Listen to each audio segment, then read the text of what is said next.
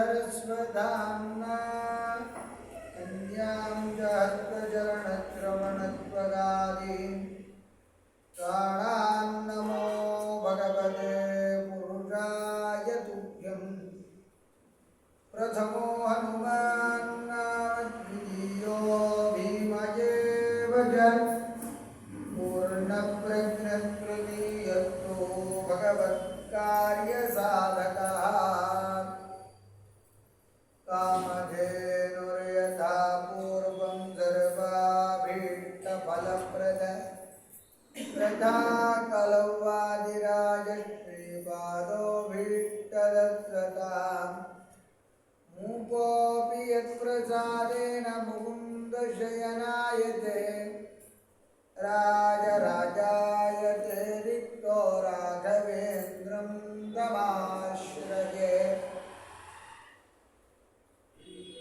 यद्भानो यद्रुजानो यदमृतकिरणे यत्र सूर्यतेषु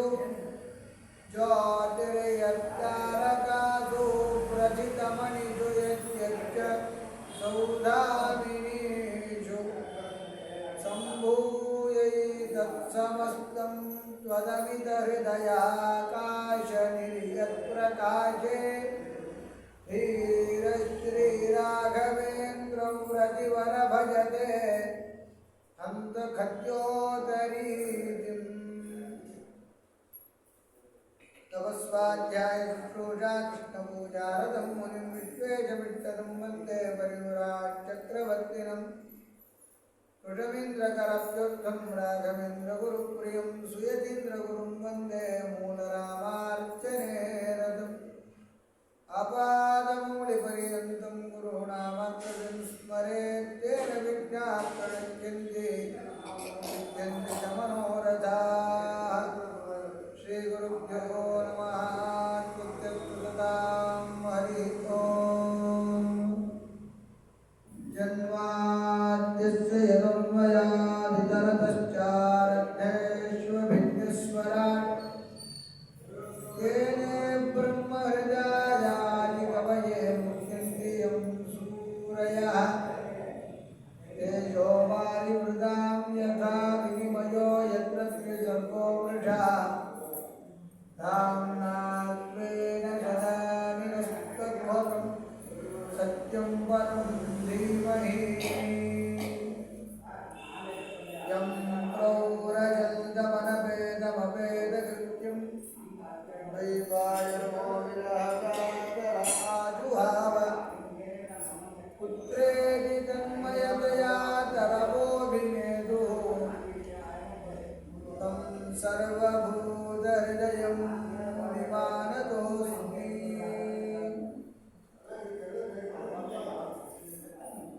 श्रीगुरुभ्यो नमः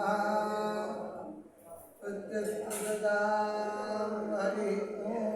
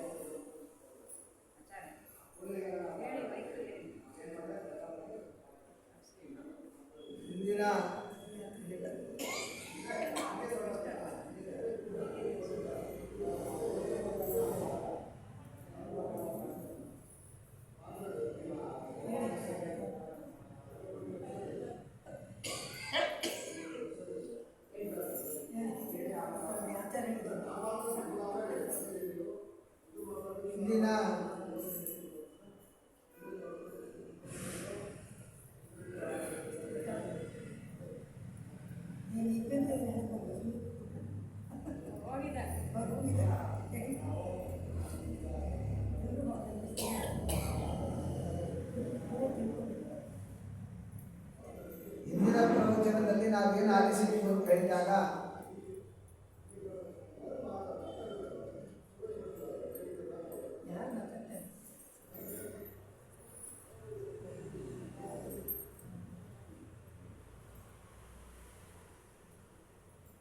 ಇಂದಿನ ಪ್ರವಚನದಲ್ಲಿ ನಾವು ಇಂದ್ರ ಆ ಸ್ಥಾನದ ಮದ ಇಂದ್ರ ತಾನು ಸಿಂಹಾಸನದ ಮೇಲೆ ಕುಳಿತಿದ್ದಾನೆ, ಅಹಂಕಾರ ಎತ್ತಿಗೇರಿದೆ. ಯಾರು ಬಂದು ಕಣ್ಣೆದುರಿಗೆ ಕಾಣಿಸ್ತಾ ಇದೆ. ಒಂದೊಂದು ಸಂದರ್ಭದಲ್ಲಿ ಆ ಸ್ಥಾನವೇ ಆಗಿ ಮಾಡಿಸ್ತದೆ. ನಾನು ಈ ಸ್ಥಾನದಲ್ಲಿದ್ದರೆ ನಾನು ಏನು ಮಾಡಿದ್ರು ನನ್ನನ್ನು ಯಾರು ಏನು ಕೇಳುವುದಿಲ್ಲ ಎನ್ನುವ ಭಾವ ಬಂದು, ಆ ಭಾವ ಬಂದಾಗ ಆ ಸ್ಥಾನ ಅವರಿಂದ ಆ ರೀತಿಯಾದ ಕೆಲಸಗಳನ್ನು ಮಾಡಿಸ್ತದೆ. ಜೊತೆಗೆ ಇಂದ್ರನಿಗೆ ಎಂತಹ ದೊಡ್ಡ ಗೌರವ. ದಿಕ್ಪಾಲಕರಿದ್ದರು. ವಿಶ್ವೇದೇವರು ಸಾಧ್ಯವು ನಾಸತ್ಯಾಭ್ಯಾಂ ಪರಿಶ್ರಿತ ಮರುದ್ಗಣರು, ರುದ್ರಗಣಗಳು, ವಿಶ್ವೇದೇವತೆಗಳು, ನಾಸತ್ಯರಸರು, ವಿದ್ಯಾಧರರು, ಕಿನ್ನರು, ಯಕ್ಷರು, ಚಾರಣರು ಇವರೆಲ್ಲರ ಪರಿವಾರ, ಜೊತೆಗೆ ಸುಂದರವಾದ ಗಾನ, ನೃತ್ಯ, ವಾದ್ಯ, ಜೊತೆಗೆ ವೈಭವೋಪೇತವಾಗಿರತಕ್ಕಂತಹ ಅರಮನೆ, ಐಶ್ವರ್ಯ, ಇದೆಲ್ಲದರಿಂದ ನಾನು ಸಿಂಹಾಸನದಲ್ಲಿ ಕುಳಿತುಕೊಂಡಾಗ ಯಾರು ಬಂದರೂ ಎಂಥವರು ಬಂದರೂ ಕೂಡ ತಾನು ಗೌರವ ಕೊಡದೇ ಇರುವಂತಹ ಮನಸ್ಥಿತಿ ಬಂದುಬಿಟ್ಟು ಎಂಥ ದೊಡ್ಡ ಆಪತ್ತಾಯಿತು ಇಂದ್ರನಿಗೆ. ವಾಚಸ್ಪತಿಂ ಮುನಿವರಂ ಸುರಾಸುರ ನಮಸ್ಕೃತಂ ನೋಚ್ಚಚಾಲಾಸನಾದಿಂದ್ರ ಪಶ್ಯನ್ನಪಿ ಸಮಾಗತಂ. ಆ ಸಂದರ್ಭದಲ್ಲಿ ಅಲ್ಲಿಗೆ ಸರಿಯಾಗಿ ಬೃಹಸ್ಪತ್ಯಾಚಾರ್ಯರು ಬಂದರು. ಬೃಹಸ್ಪತ್ಯಾಚಾರ್ಯರು ಅಂದರೆ ಎಂಥ ದೊಡ್ಡ ಸ್ಥಾನ ಪಡೆದಿದ್ದಾರೆ. ಸುರಾಸುರ ನಮಸ್ಕೃತಂ, ಅಸುರರ ಗುರುಗಳಲ್ಲ ಅವರು, ದೇವತೆಗಳಿಗೆ ಮಾತ್ರ ಗುರುಗಳು. ಹಾಗಿದ್ದರೂ ಕೂಡ ಅಸುರರು ಬಂದು ಬೃಹಸ್ಪತ್ಯಾಚಾರ್ಯರು ನಮಸ್ಕಾರ ಮಾಡ್ತಾ ಇದ್ರು. ಅಷ್ಟು ಸಮಾಜದಲ್ಲಿ ಗೌರವವನ್ನು ಪಡೆದಿರ್ತಕ್ಕಂಥವರು ದೊಡ್ಡ ಜ್ಞಾನಿಗಳು. ಅವರು ಬಂದಾಗ ಸಿಂಹಾಸನದಿಂದ ಎದ್ದೇಳಲೇ ಇಲ್ಲ, ಎದ್ದು ಅಭಿವಾದನೆ ಮಾಡಬೇಕಿತ್ತು. ಅವರನ್ನು ಕರೆತಂದು ಕೂಡಿಸಿ ತಾನು ಮತ್ತೆ ಸಿಂಹಾಸನದಲ್ಲಿ ಕೂಡಬೇಕಿತ್ತು. ಹಾಗೆ ಮಾಡಲಿಲ್ಲ, ಸಿಂಹಾಸನದಿಂದ ಎದ್ದೇಳಲೇ ಇಲ್ಲ. ಆ ಸಂದರ್ಭದಲ್ಲಿ ಬೃಹಸ್ಪತ್ಯಾಚಾರ್ಯ ಏನು ಮಾಡಿದ್ರು, ಅಲ್ಲಿಂದ ವಾಪಸ್ ಹಿಂತಿರುಗಿಬಿಟ್ರು. ಮತ್ತೆ ಬೃಹಸ್ಪತ್ಯಾಚಾರ್ಯರು ಬರಲೇ ಇಲ್ಲ. ಆ ಆಸ್ಥಾನಕ್ಕೆ ಬಂದು ಒಳಗೆ ತಾವು ಕುರ್ಚಿಯ ಮೇಲೆ ಕೂಡಬೇಕಾದವರು ಅಲ್ಲಿಂದ ಹಿಂತಿರುಗಿ ಹೋಗೇ ಬಿಟ್ಟು. ಆ ಸಂದರ್ಭದಲ್ಲಿ ಇಂದ್ರನಿಗೆ ಅನಿಸಿದಂತೆ, ಅಹೋವತಮಯ ಸಾಧು ಕೃತಂ ವೈದ ಪ್ರಬುದ್ಧಿನ ಜನ್ಮಯೈಶ್ವರ್ಯ ಮತ್ತೇನ ಗುರು ಸದಸಿ ಕಾತ್ಕೃತ. ಐಶ್ವರ್ಯ ಮದದಿಂದ ಕೆಟ್ಟ ಕೆಲಸ ಮಾಡಿಬಿಟ್ಟಿದ್ದೇನೆ. ಇದೆಲ್ಲ ಅಶಾಶ್ವತವಾದದ್ದು. ಸ್ಥಾನ ನಿಮಿತ್ತದಿಂದ ಬಂದ ಐಶ್ವರ್ಯ ಅಧಿಕಾರಗಳು, ಇದರಿಂದ ನಾನು ಬೃಹಸ್ಪತ್ಯಾಚಾರ್ಯರಂತಹ ಗುರುಗಳಿಗೆ ಗೌರವ ಕೊಡದೆ ಅದು ಸಭೆಯಲ್ಲಿ ಅವರನ್ನು ಧಿಕ್ಕಾರಗೊಳಿಸಿಬಿಟ್ಟೆ.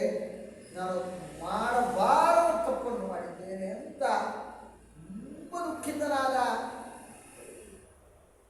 ತುಂಬ ದುಃಖಿತನಾಗಿ ಏನು ಮಾಡಿದ, ನೇರ ಅವರು ಮನೆಯನ್ನೇ ಪ್ರವೇಶ ಮಾಡಿದ. ಏವಂ ಚಿಂತಯತಸ್ತಸ್ಯ ಭಗವಾನೋ ಭಗವಾನ್ ಗೃಹಾತ್ ಬೃಹಸ್ಪತಿರ್ಗತೋ ದೃಷ್ಟ ಗತಿಂ ಅಧ್ಯಾತ್ಮ ಮಾಯಯ. ಅವರ ಮನೆಗೆ ಹೋಗಿ ಅವರಿಗೆ ನಮಸ್ಕಾರ ಮಾಡಿ ಕ್ಷಮಿಸಿ ಅಂತ ಕೇಳಿಕೊಂಡು ಬರೋಣ ಅಂತಂದುಕೊಂಡು ಮನೆಗೆ ಹೋದ. ಮನೆಗೆ ಹೋದರೆ ಅದೃಷ್ಟ ಅವರಲ್ಲೇ ಇದ್ದಾರೆ. ಆದರೆ ಮಾಯೆಯಿಂದ ಇಂದ್ರನಿಗೆ ಕಾಣಲಿಲ್ಲ. ಯಾಕೆಂದರೆ ಇಂದ್ರನ ಈ ಒಂದು ಅಪಮಾನ ಅವರಿಗೆ ಅಷ್ಟು ಮನಸ್ಸಿಗೆ ಹತ್ತು ಬಿಟ್ಟಿತ್ತು. ಆದ್ದರಿಂದ ಅವರು ಹತ್ತಿರವೂ ಬರಲಿಕ್ಕೆ ಹೋಗಲಿಲ್ಲ. ಗುರೋ ನಾದರತಃ ಸಣ್ಣ ಪರೀಕ್ಷನ್, ಗುರುವಿಗೆ ಆದರ ಮಾಡದೇ ಇರತಕ್ಕಂತಹ ಯಾವ ಇಂದ್ರ ಇದ್ದಾನಲ್ಲ, ಆ ಇಂದ್ರ ಮತ್ತೆ ಗುರುಗಳ ಬಳಿ ಬಂದು ಈ ವಿಷಯದ ಬಗ್ಗೆ ಪರೀಕ್ಷೆ ಮಾಡಿ ಕ್ಷಮಾಪಣೆ ಕೇಳಿ ಹೋಗುವ ಸಂದರ್ಭದಲ್ಲಿಯೂ ಕೂಡ ಅವರು ಏನು ಪ್ರತಿಕ್ರಿಯೆ ತೋರದೇ ಇದ್ದಾಗ ಈ ವಿಷಯ ದೈತ್ಯರಿಗೆ ತಿಳಿತು. ಬ್ರಾಹ್ಮಣರಿಗೆ ಅಪಮಾನ ಮಾಡಿದ ವ್ಯಕ್ತಿಯಲ್ಲಿ ಶಕ್ತಿ ಕುಂದುತ್ತದೆ. ಅಂತಹ ಬ್ರಾಹ್ಮಣರಿಗೆಲ್ಲ ಶ್ರೇಷ್ಠರಾದ ದೇವಗುರುಗಳಾಗಿರತಕ್ಕಂತಹ ಬೃಹಸ್ಪತ್ಯಾಚಾರ್ಯರಿಗೆ ಅಪಮಾನವೆಸಗಿದ್ದಾನೆ. ಆದ್ದರಿಂದ ದೇವಲೋಕದ ರಾಜನಾಗಿರತಕ್ಕಂತಹ ಇಂದ್ರನಲ್ಲಿ ಆ ಶಕ್ತಿ ಇಲ್ಲ. ದೈತ್ಯರಿಗೆ ಶಕ್ತಿ ಇದೆ. ಯಾಕೆ? ದೈತ್ಯರ ಗುರುಗಳಾಗಿರತಕ್ಕಂತಹ ಶುಕ್ರಾಚಾರ್ಯರ ಆಸರೆ. ಶುಕ್ರಾಚಾರ್ಯರ ಆಸರೆ ಇರುವುದರಿಂದಾಗಿ ದೈತ್ಯರಿಗೆ ಆ ಶಕ್ತಿ ಇದೆ. ಇದರಿಂದ ದೈತ್ಯರು ದೇವತೆಗಳ ಮೇಲೆ ಆಕ್ರಮಣ ಮಾಡಿದರು, ಶಸ್ತ್ರ ಹಿಡಿದು ಆಕ್ರಮಣ ಮಾಡಿದರು. ಆತತಾಯಿಗಳು ಅಗ್ನಿಯಿಂದ ಏನಾದರೂ ಒಬ್ಬರಿಗೆ ತೊಂದರೆ ಕೊಡ್ಲಿಕ್ಕೆ ಬಂದರೆ, ವಿಷದಿಂದ ತೊಂದರೆ ಕೊಡ್ಲಿಕ್ಕೆ ಬಂದರೆ, ಶಸ್ತ್ರಪಾಣಿ ಕೈಯಲ್ಲಿ ಶಸ್ತ್ರವನ್ನು ಹಿಡಿದು ಒಬ್ಬರಿಗೆ ತೊಂದರೆ ಕೊಡ್ಲಿಕ್ಕೆ ಬಂದರೆ, ಇನ್ನೊಬ್ಬರ ಒಂದು ದುಡ್ಡನ್ನು ಅಪಹಾರ ಮಾಡಿ ಅವರಿಗೆ ತೊಂದರೆ ಕೊಟ್ಟರೆ, ಅವರ ಕ್ಷೇತ್ರವನ್ನು ಅಪಹಾರ ಮಾಡಿ ಅವರಿಗೆ ತೊಂದರೆ ಕೊಟ್ಟರೆ, ಅವರ ಹೆಂಡತಿಯನ್ನು ಅಪಹರಿಸಿ ಅವರಿಗೆ ತೊಂದರೆ ಕೊಟ್ಟರೆ, ಈ ರೀತಿಯಾಗಿರ್ತಕ್ಕಂಥವರನ್ನೆಲ್ಲ ಆತತಾಯಿಗಳು ಅಂತ ಕರೀತಾರೆ. ಈ ಆತತಾಯಿ ಲಕ್ಷಣದಲ್ಲಿ ಒಂದಾದದ್ದು ಶಸ್ತ್ರಪಾಣಿ, ಕೈಯಲ್ಲಿ ಶಸ್ತ್ರವನ್ನು ಹಿಡಿದು ತೊಂದರೆ ಕೊಡ್ತಕ್ಕಂಥದ್ದು. ಇದನ್ನು ಇವರು ಮಾಡಿದ್ರಾದ ಕಾರಣ ಇವರು ಆತತಾಯಿಗಳು ಅಂತ ಶಾಸ್ತ್ರ ಕರೆದಿದೆ. ಅವರಿಂದ ಸಹಜವಾಗಿ ದೇವತೆಗಳಿಗೆ ಸೋಲಾಯಿತು. ಯಾಕೆ? ದೇವತೆಗಳಲ್ಲಿ ಶಕ್ತಿ ಇದ್ದರೂ ಕೂಡ ಅದು ಪ್ರಕಟವಾಗಲಿಲ್ಲ. ಯಾಕೆ? ಬ್ರಾಹ್ಮಣರ ನಿಂದೆ ಅವರ ಶಕ್ತಿ ಹೊರಬರಲಿಕ್ಕೆ ಪ್ರತಿಬಂಧಕವಾಗಿತ್ತು. ಆಗ ನೇರ ಹೋಗಿ ಅವರು ಬ್ರಹ್ಮಾಣಂ ಶರಣಂ ಜಗ್ಮು ಸಹೇಂದ್ರಾನತ ಗಂಧರಾಹ, ಎಲ್ಲರೂ ಕೂಡ ಬ್ರಹ್ಮದೇವರ ಬಳಿ ಹೋಗಿ ಶರಣ ಹೊಂದಿದ್ರು. ಬ್ರಹ್ಮದೇವರಲ್ಲಿ ಪ್ರಾರ್ಥನೆ ಮಾಡಿದ್ರು, ಹೀಗಾಗಿಬಿಟ್ಟಿದೆ, ನಮಗೆ ಪೌರೋಹಿತ್ಯಕ್ಕೆ ಯಾರೂ ಇಲ್ಲ, ಪೌರೋಹಿತ್ಯದ ವ್ಯವಸ್ಥೆಯಲ್ಲಿ ಯಾರೂ ಇಲ್ಲದೆ ಇದ್ದಾಗ ಅವರು ನಮ್ಮನ್ನು ಕುರಿತು ನಮ್ಮ ಒಳಿತಿಗಾಗಿ ಪೂರ ಹಿತ, ಪಟ್ಟಣಕ್ಕೆ ಹಿತವನ್ನೇ ಯಾವಾಗಲೂ ಆಲೋಚನೆ ಮಾಡತಕ್ಕಂಥ ಪೌರೋಹಿತರು. ಅಂತಹ ಪೌರೋಹಿತ್ಯದ ವ್ಯವಸ್ಥೆ ಇಲ್ಲದೆ ಇದ್ದಾಗ ನಮಗೆ ಹಿತಚಿಂತನೆ ಮಾಡತಕ್ಕಂಥವು ಯಾರೂ ಇಲ್ಲಂತಾಗಿ, ಹೀಗಾದದ್ದರಿಂದಾಗಿ ನಮಗೆ ಸೋಲಾಗಿದೆ ಅಂತ ಎಲ್ಲ ತಾನಿದ್ರೆ ಹೇಳಿಕೊಂಡ. ಹೋ ಬದ ಸುರಶ್ರೇಷ್ಠಾಹ್ಯಭದ್ರಂ ವಕ್ರತಂ ಮಹದೇ ಬ್ರಹ್ಮಿಟ್ಟಂ ಬ್ರಾಹ್ಮಣಂ ದಾಂತಂ ಐಶ್ವರ್ಯಾನ್ನ ಅಭ್ಯವಂತ. ಬ್ರಹ್ಮನಲ್ಲಿ ವಿಶೇಷವಾದ ಆರಾಧನಾ ಭಕ್ತಿ ಉಳ್ಳವನು ಬ್ರಾಹ್ಮಣ, ಇಂದ್ರಿಯಾದಿ ನಿಗ್ರಹಗಳುಳ್ಳವನು, ಇನ್ನೊಬ್ಬರಲ್ಲಿ ವಿಶೇಷವಾದ ಕಾರುಣ್ಯ ಉಳ್ಳವನು. ಅಂತಹ ಒಬ್ಬ ಜ್ಞಾನಿಯಾದ ವ್ಯಕ್ತಿಗೆ ನೀನು ಅಪಮಾನ ಮಾಡಿದ್ದಿ, ಎದ್ದು ನಮಸ್ಕಾರ ಮಾಡಲಿಲ್ಲ, ನಿನಗೆ ಈಗ ಜಯ ಆಗಲಿಕ್ಕೆ ಸಾಧ್ಯ. ಆದರೆ ಅವರಿಗಾಗಬೇಕಾದರೆ ಶುಕ್ರಾಚಾರ್ಯರ ಬೆಂಬಲ ಇದೆ. ನಿನಗೆ ಪೌರೋಹಿತ್ಯದಲ್ಲಿ ಯಾರೂ ಇಲ್ಲ, ನಿನಗೆ ಒಳಿತನ್ನು ಹೇಳತಕ್ಕಂಥವ್ರು ಯಾರೂ ಇಲ್ಲ, ಬ್ರಾಹ್ಮಣ ಆಶೀರ್ವಾದ ನಿಮಗಿಲ್ಲ. ಅಸುರರ ಪಂಗಡಕ್ಕೆ ಬ್ರಾಹ್ಮಣ ಆಶೀರ್ವಾದ ಇದೆ. ಅದಕ್ಕೋಸ್ಕರ ನೀನು ತತ್ಕ್ಷಣದಲ್ಲಿ ಒಬ್ಬ ಪೌರೋಹಿತ್ಯಕ್ಕೋಸ್ಕರ ಬ್ರಾಹ್ಮಣರನ್ನು ನೀನು ನೇಮನ ಮಾಡಿಕೋ. ಮತ್ತು ಅನಿವಾರ್ಯ ಯಾರು ನೇಮನ ಮಾಡಿಕೊಳ್ಬೇಕು ಅಂತ ಬ್ರಹ್ಮದೇವರಲ್ಲೇ ಕೇಳಿದರು. ಆಗ ತ್ವಷ್ಟೃ ಒಬ್ಬ ದೇವಗಣದಲ್ಲಿ ಒಬ್ಬ ಇದ್ದಾನೆ. ಆ ತ್ವಷ್ಟೃವಿನ ಮಗ ಅವನು ಬ್ರಾಹ್ಮಣ ಪುರೋಹಿತ. ಅವನಿಗೆ ಹೋಗಿ ನೀನು ಕೇಳಿಕೋ ಅಂತ ಈ ರೀತಿಯಾಗಿ ಹೇಳ್ತಕ್ಕಂಥವರಾದರು. ತದ್ ವಿಶ್ವರೂಪಂ ಬೃಹದಾದು ವಿಪ್ರಂ ತಪಸ್ವಿನಂ ತ್ವಾಷ್ಟ್ರಮಥಾತ್ಮವಂತಂ. ತ್ವಷ್ಟೃವಿನ ಮಗ ಅವನು ವಿಶೇಷವಾಗಿ ತಪಸ್ವಿ, ಜ್ಞಾನಿ. ಅವನ ಪೌರೋಹಿತ್ಯದಲ್ಲಿ ನೀವು ಮುಂದೆ ಸಾಗಿದರೆ ನಿಮಗೆ ಒಳಿತಾಗ್ತದೆ, ಕರಿ ಅಂತ ಈ ರೀತಿಯಾಗಿ ಹೇಳಿದಾಗ ದೇವಾಹುಚ್ಚು ದೇವತೆಗಳು ಹೋಗಿ ವಸ್ತುವಿನಲ್ಲಿ ಪ್ರಾರ್ಥನೆ ಮಾಡ್ತಾರಂತೆ. ನಾವೆಲ್ಲರೂ ನಿನ್ನ ಅತಿಥಿಯಾಗಿ ಮನೆಗೆ ಬಂದಿದ್ದೇವೆ, ನಾವು ನಿಮ್ಮಪ್ಪನ ಕಡೆಯವರು, ನಿಮ್ಮಪ್ಪನಿಗೆ ಒಳ್ಳೆಯದು ಮಾಡತಕ್ಕಂಥದ್ದು ನಿನ್ನ ಆದ್ಯ ಕರ್ತವ್ಯ. ಮಗನಾದವನು ಪಿತೃಋಣವನ್ನು ತೀರಿಸಲೇಬೇಕು. ಪುತ್ರಾಣಾಂ ಪರೋ ಧರ್ಮ ಪಿತೃಶುಶ್ರೂಷಣಂ ಸದಾ ಅಪಿ ಪುತ್ರವತಾಂ ಬ್ರಹ್ಮನ್ ಕಿಮುತ ಬ್ರಹ್ಮಚಾರಿಣ. ಒಳ್ಳೆ ಮಕ್ಕಳು ಅಂತ ಯಾವಾಗ ಕರೆಸಿಕೊಳ್ತಾರೆ ಅಂತ ಹೇಳಿದರೆ, ಆ ಮಕ್ಕಳು ತಂದೆಯ ಶುಶ್ರೂಷೆ ಮಾಡಿದ್ದಾರೆ. ತಂದೆಯ ಮರಣಾನಂತರದಲ್ಲಿ ಔರ್ಧ್ವದೇಹಿಕಾದಿಗಳ ಸಂಸ್ಕಾರ ಮಾಡಬೇಕು. ತಂದೆ ಇದ್ದಾಗ ತಂದೆಯ ಶುಶ್ರೂಷೆ ಮಾಡಬೇಕು. ಇದನ್ನು ಮಾಡಿದಾಗ ಮಾತ್ರ ಅವನಿಗೆ ಮಗ ಅಂತ ಕರೀತಾರೆ. ತಂದೆ ತಾಯಿಯರನ್ನೇ ಚೆನ್ನಾಗಿ ನೋಡಿಕೊಳ್ಳದೇ ಇರತಕ್ಕಂಥವ್ರು ಮಗನೇ ಅಲ್ಲ ಅಂತ ಹೇಳ್ತಾರೆ. ಜನವನ್ನು ದೇವರ ಪೂಜೆ ಅಂತಾರೆ. ಒಬ್ಬೊಬ್ಬರಲ್ಲಿ ಒಂದೊಂದು ರೀತಿಯಾದ ತತ್ವಾಭಿಮಾನಿ ದೇವತೆಗಳು ಇರ್ತಾರೆ. ಆಚಾರ್ಯೋ ಬ್ರಹ್ಮಣೋ ಮೂರ್ತಿ, ನಮಗೆ ಪಾಠ ಮಾಡಿದ ಗುರುಗಳಲ್ಲಿ ಬ್ರಹ್ಮದೇವರ ಸನ್ನಿಧಾನ ಇರುತ್ತದೆ. ಆಚಾರ್ಯ ಬ್ರಹ್ಮಣ ಮೂರ್ತಿ. ಆದ್ದರಿಂದ ನಮ್ಮ ಮನೆಗೆ ಯಾರಾದರೂ ಒಬ್ಬರು ಆಚಾರ್ಯ ಬರ್ತಾರೆ ಅಂದರೆ ಆಚಾರ್ಯರ ಅಂತರ್ಯಾಮಿಯಾಗಿ ಚತುರ್ಮುಖ ಬ್ರಹ್ಮದೇವರೇ ಬರ್ತಾನೆ ಅಂತ ಅರ್ಥ. ಅಷ್ಟೇ ಅಲ್ಲ, ಪಿತಾಮೂರ್ತಿ ಪ್ರಜಾಪತೇ, ತಂದೆಯಲ್ಲಿ ಮಹಾರುದ್ರದೇವರು ಇರ್ತಾರೆ. ಪ್ರಜಾಪತಿಗೆ ಮೂರ್ತಿಯಾಗಿರ್ತಕ್ಕಂಥವು ತಂದೆ. ಅದಕ್ಕೆ ತಂದೆ ನೋಡಿದ ತಕ್ಷಣ ಗಾಬರಿಗೊಳ್ತಾ ಇರ್ತಾರೆ. ತಂದೆಯಲ್ಲಿ ಶಿಸ್ತು ಜಾಸ್ತಿ, ಶಿಸ್ತು ಜಾಸ್ತಿ. ಯಾಕೆಂದರೆ ಮಹಾರುದ್ರದೇವರ ಸಂವಿಧಾನ ಕೆಲಸ ಮಾಡಿದ್ದಾರೆ. ಭ್ರಾತ ಮರುತ್ಪತೇ ಮೂರ್ತಿ, ಇಂದ್ರಸ್ಯ, ಮರುದೇವತೆಗಳ ಒಡೆಯ ಇಂದ್ರ. ಆ ಇಂದ್ರ ಭ್ರಾತ, ಅಣ್ಣನಲ್ಲಿ ಗೌರವ ಕೊಡಬೇಕು. ಯಾಕೆ? ಅಣ್ಣನಲ್ಲಿ ಒಳಗಡೆಗೆ ಇಂದ್ರದೇವರು ಇರ್ತಾರೆ. ಇಂದ್ರನ ನಾಯಕತ್ವ ಗುಣ ಅಣ್ಣನಲ್ಲಿರ್ತದೆ. ಆದ್ದರಿಂದ ಅಣ್ಣನನ್ನು ಅನುಸರಿಸಿ ತಮ್ಮ ನಡಿಬೇಕಾಗಿರತಕ್ಕಂಥದ್ದು ಕರ್ತವ್ಯ. ಮಾತಾ ಸಾಕ್ಷಾತ್ ಕ್ಷಿತೇ ತನು, ತಾಯಿಯಲ್ಲಿ ವಿಶೇಷವಾಗಿ ಭೂದೇವಿಯ ಸನ್ನಿಧಾನ ಇರ್ತದೆ. ತಾಯಿ ಕ್ಷಿತೇ ತನು, ಭೂಮಿಯ ಮಗಳಾಕೆ, ಆಕೆಯಲ್ಲಿ ವಿಶೇಷವಾಗಿ ಭೂದೇವಿಯ ಸನ್ನಿಧಾನ. ಅದಕ್ಕೋಸ್ಕರ ಆಕೆಯಲ್ಲಿ ಕ್ಷಮಾಗುಣ ಇರುತ್ತೆ.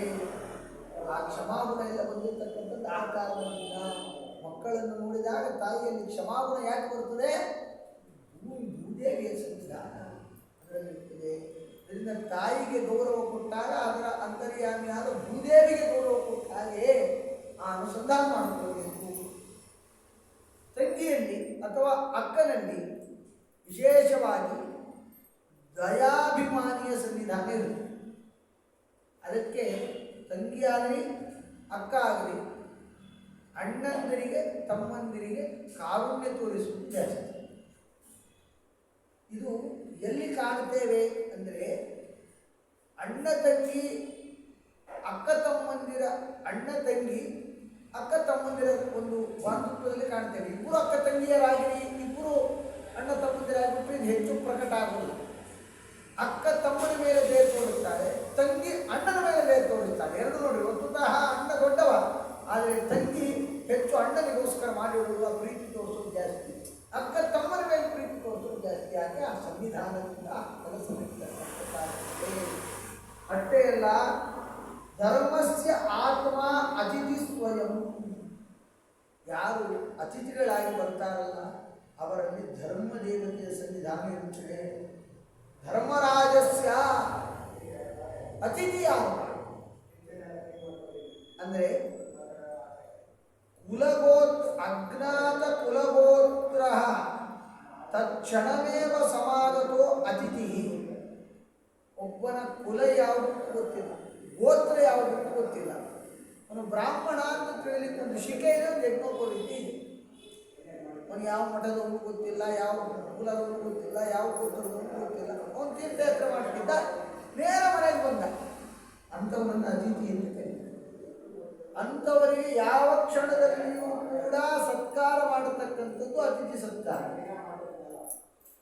ಕುಲ ಗೊತ್ತು, ಗೋತ್ರ ಗೊತ್ತು, ಕುಲವನ್ನು ಗೋತ್ರವನ್ನು ತಿಳಿದು ಅಂಥವರಿಗೆ ಮಾಡತಕ್ಕಂತಹ ಸತ್ಕಾರವನ್ನು ನಾವೇನು ಕರಿತೇವೆ? ಅಭ್ಯಾಗತ ಸತ್ಕಾರ.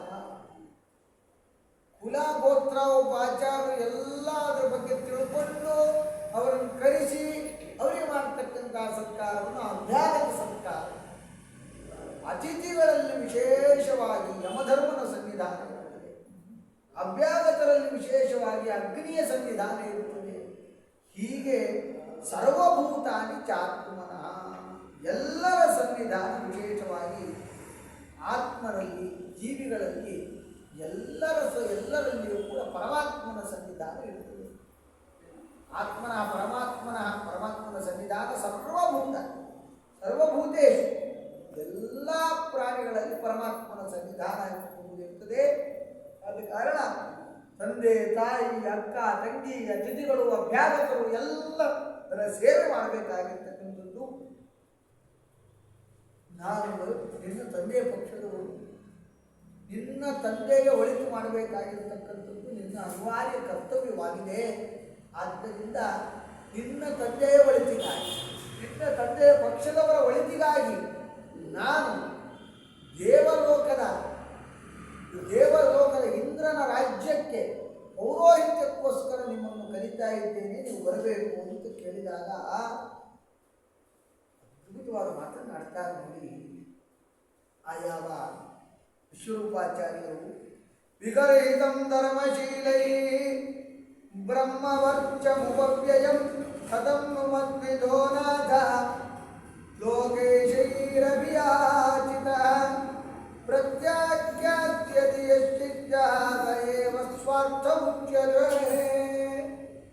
ವಸ್ತುತಃ ಪೌರೋಹಿತ್ಯ ಒಳ್ಳೆಯದಲ್ಲ. ಪೌರೋಹಿತ್ಯ ನಾಲ್ಕೈದು ವಿಚಾರ ಹೇಳ್ತಾರೆ. ಪೌರೋಹಿತ್ಯ, ಮಠಾಧಿಪತ್ಯ, ದೇವಾರ್ಚಕತ್ವ ಅದು ಮುಂದಿನ ಜನ್ಮದಲ್ಲಿ ನಾಯಿ ಜನ್ಮ ಬರುತ್ತೆ. ಅಂತಹ ಕೆಟ್ಟ ವೃತ್ತಿ. ಹಾಗಾದರೆ ಮಾಡೋದ್ರಲ್ಲಿ ಆಗಿರ್ತಾನೆ ಅಂತ ಅಭಿಪ್ರಾಯ ಅಲ್ಲ. ಶುದ್ಧವಾಗಿ ಮಾಡಿದರೆ ಅವರಿಗೆ ಅದೇನಾಗಲ್ಲ. ಅದರಲ್ಲಿ ಮಾಡಬಾರದನ್ನು ಮಾಡಿದರೆ ದೊಡ್ಡ ಮಠಾಧಿಪತಿಗಳಾಗಿರ್ಬೋದು, ಅವರು ಮಾಡಬಾರದನ್ನು ಮಾಡುತ್ತಾರೆ. ಅರ್ಚಕರಾಗುವುದು, ದೇವರ ಪೂಜೆ ಬಿಟ್ಟು ಬೇರೆ ಎಲ್ಲ ಮಾಡೋದು, ಪುರೋಹಿತರಾಗುವುದು, ಧನದ ಆಸೆಗೋಸ್ಕರ ಅಲ್ಪ ಸಮಯದಲ್ಲಿ ಏನೇ ಕೆಲಸ ಮುಗಿಸಿ ಓಡೋದು, ಎಷ್ಟು ಮಾಡಬೇಕೋ ಅಷ್ಟು ಕೆಲಸ ಮಾಡದೇ ಇರೋದು. ಇದರಿಂದ ಮುಂದಿನ ಜನ್ಮದಲ್ಲಿ ನಾಯಿ ಜನ್ಮ ಬರುತ್ತದೆ ಅಂತ ಒಂದು ಕಡೆ ವಾಕ್ಯದಲ್ಲಿ ಹೇಳ್ತಾರೆ. ಅಷ್ಟು ತುಂಬ ಸೂಕ್ಷ್ಮವಾದ ವೃತ್ತಿ ಅದು. ಆ ವೃತ್ತಿಗೆ ನ್ಯಾಯ ಒದಗಿಸೋದು ತುಂಬ ಕಷ್ಟ. ಅಂದರೆ ಹೇಳ್ತಾರೆ, ನಾನು ಶಿಲೋಚ್ಛ ವೃತ್ತಿಯಿಂದ ಬದುಕಿದವನು. ಶಿಲೋಚ್ಛ ವೃತ್ತಿ ಅಂದರೆ ಏನು? ಒಬ್ಬ ರೈತ ತಾನು ಕಟಾವು ಮಾಡಿದ ಮೇಲೆ ಅದು ಅಲ್ಲಲ್ಲೇ ಹೊಲದಲ್ಲಿ ಬಿದ್ದಿರುತ್ತೆ, ಅದನ್ನು ತೆಗೆದುಕೊಂಡು ಅದರಲ್ಲಿ ಏನಾಗುತ್ತೋ ಅಷ್ಟರಿಂದ ಹೊಟ್ಟೆ ತುಂಬಿಸಿಕೊಂಡು ಬದುಕಿದವನು ನಾನು. ಯಾವುದನ್ನು ಹೆಚ್ಚನ್ನು ಬಯಸಿದವನಲ್ಲ. ಅಂಥದ್ದು ಈ ಪೌರೋಹಿತ್ಯ ವೃತ್ತಿಗೆ ನನ್ನನ್ನು ಕರೀತಾ ಇದ್ದೀರಿ. ನನ್ನ ಬ್ರಹ್ಮ ವರ್ಚಸ್ಸೇ ಕಡಿಮೆ ಆಗುತ್ತದೆ. ಆದರೂ ಇವೆಲ್ಲ ದೊಡ್ಡವರಿದ್ದೀರಿ. ಇಂತಹ ದೊಡ್ಡ ಸ್ಥಾನದಲ್ಲಿರುವವರು, ವಿಶೇಷವಾಗಿ ದೇವತೆಗಳು, ದಿಕ್ಪಾಲಕರು, ಇಂಥವರೆಲ್ಲ ನೀವು ಬಂದು ಕರೆದಾಗ ಬರೋಲ್ಲ ಅಂತ ಹೇಳತಕ್ಕಂಥದ್ದು ತರವಲ್ಲ. ಆದ್ದರಿಂದ ನಾನು ಬರ್ತೇನೆ, ನೀವೇನು ಹೇಳ್ತೀರೋ ಅದನ್ನು ತುಂಬ ಶುದ್ಧವಾದ ಮನಸ್ಸಿನಿಂದ ನಿಮಗೆ ಮಾಡಿಕೊಡ್ತೇನೆ, ಇದು ನಿಶ್ಚಯ ಅಂತ ಈ ರೀತಿಯಾಗಿ ಹೇಳ್ತಾರೆ. ಈ ರೀತಿಯಾಗಿ ಹೇಳಿದಾಗ ಆಯಿತು ಅಂತ ಅವರನ್ನು ಪೌರೋಹಿತ್ಯದಲ್ಲಿ ಸ್ವೀಕಾರ ಮಾಡ್ತಾರೆ. ದೇವತೆಗಳು ಸ್ವೀಕಾರ ಮಾಡಿದಾಗ ಮೊದಲಿಗೆ ಏನು ಮಾಡ್ತಾರೆ? ಯಾಂ ಪ್ರವಿಶ್ಯ ಸುರಾಂ ಚಚ್ವತ್ ಕಕ್ಷಾಂ ನಾರಾಯಣಾತ್ಮಿಕಂ ಅಜೈಷಿ ವೃಷಭತ್ತಾದ ಸಿಂಹ ಕ್ಷುದ್ರ ಮೃಗಾನಿವ. ಸಿಂಹ ಕ್ಷುದ್ರ ಮೃಗಗಳನ್ನು, ಜಿಂಕೆಗಳನ್ನು ಓಡಿಸಿದಂತೆ ಇಂದ್ರ ಯಾವ ಪೌರೋಹಿತ್ಯಕ್ಕೋಸ್ಕರ ಕರೆದಿರ್ತಕ್ಕಂತಹ ವಿಶ್ವರೂಪಾಚಾರ್ಯರಿಂದ ನಾರಾಯಣ ಕವಚ, ನಾರಾಯಣ ವರ್ಮ ಅಂತ ಕರೀತಾರೆ, ನಾರಾಯಣ ಕವಚ ಅಂತ ಕರೀತಾರೆ, ಅದನ್ನು ಉಪದೇಶ ಪಡೆದ. ಅದರ ಬಲದಿಂದಾಗಿ ಎಲ್ಲ ದೈತ್ಯರನ್ನು ಕೂಡ ಗೆದ್ದುಬಿಟ್ಟ. ಈ ರೀತಿಯಾಗಿ ಇಲ್ಲಿ ಕಥೆ ಬರ್ತದೆ. ಆಗ ರಾಜ ಕೇಳ್ತಾ ಇದ್ದಾನೆ, ನಾರಾಯಣ ವರ್ಮ ಅಂತ ಹೇಳಿದ್ದೀರಿ, ಏನಿದು ನಾರಾಯಣ ವರ್ಮ? ಇದನ್ನು ಹೇಗೆ ಉಪದೇಶ ಮಾಡಿದ? ಅದರ ಬಗ್ಗೆ ಸ್ವಲ್ಪ ಹೇಳಿ ಅಂತ ಹೇಳಿದಾಗ ಅದರ ಅಂಗನ್ಯಾಸ, ಕರನ್ಯಾಸ ಇತ್ಯಾದಿಗಳನ್ನೆಲ್ಲ ಹೇಳಿ 25 ಶ್ಲೋಕದ ಪರಮಾತ್ಮನ ನಾರಾಯಣ ವರ್ಮವನ್ನು ಹೇಳ್ತಾರೆ. ಅದರ ಮೊದಲ ಒಂದು 4-5 ಶ್ಲೋಕದಲ್ಲಿ ನಾರಾಯಣ ಕವಚವನ್ನು ಹೇಳ್ತಾರೆ. ಒಂದೆರಡು ಶ್ಲೋಕಗಳನ್ನು ನೋಡಿ ನಾವು ಮುಂದೆ ತೆರಳೋಣ. ತುಂಬ ಪರಮಾತ್ಮಕವಾದ ಪರಮಾತ್ಮನನ್ನು ಹಾಡಿ ಹೊಗಳುವ ಒಂದು ಭಾಗ ಇದು. ಹರಿರ್ವಿದಧ್ಯಾತ್ಮವ ಸರ್ವರಕ್ಷ ನಿಸ್ತಾಂಗ್ರಿ ಪದ್ಮ ಪದಗೇಂದ್ರ ಪೃಷ್ಠೆ ದರಾರಿ ಚರ್ಮಾಸಿ ಗದೇ ಜುಜಾಪಪಾಜಾಂ ದಧಾಮೋಷ್ಟ ಗುಣೋಷ್ಟ ಬಾಹು. ಹರಿ ಹರಿ ಅಂತ ಪದವನ್ನು ಬಳಸಿಬಿಟ್ರು ಆರಂಭದಲ್ಲಿ.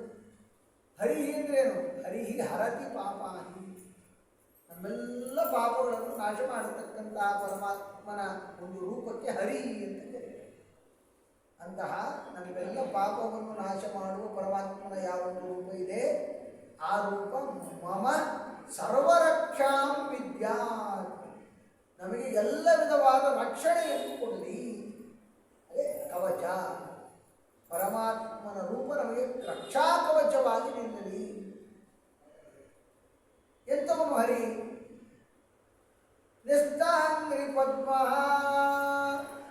ತನ್ನ ಪಾದಕಮಲಗಳನ್ನು ಇಟ್ಟಿದ್ದಾನೆ ಎಲ್ಲಿ? ಪತಗೇಂದ್ರ ಪೃಷ್ಠೇ.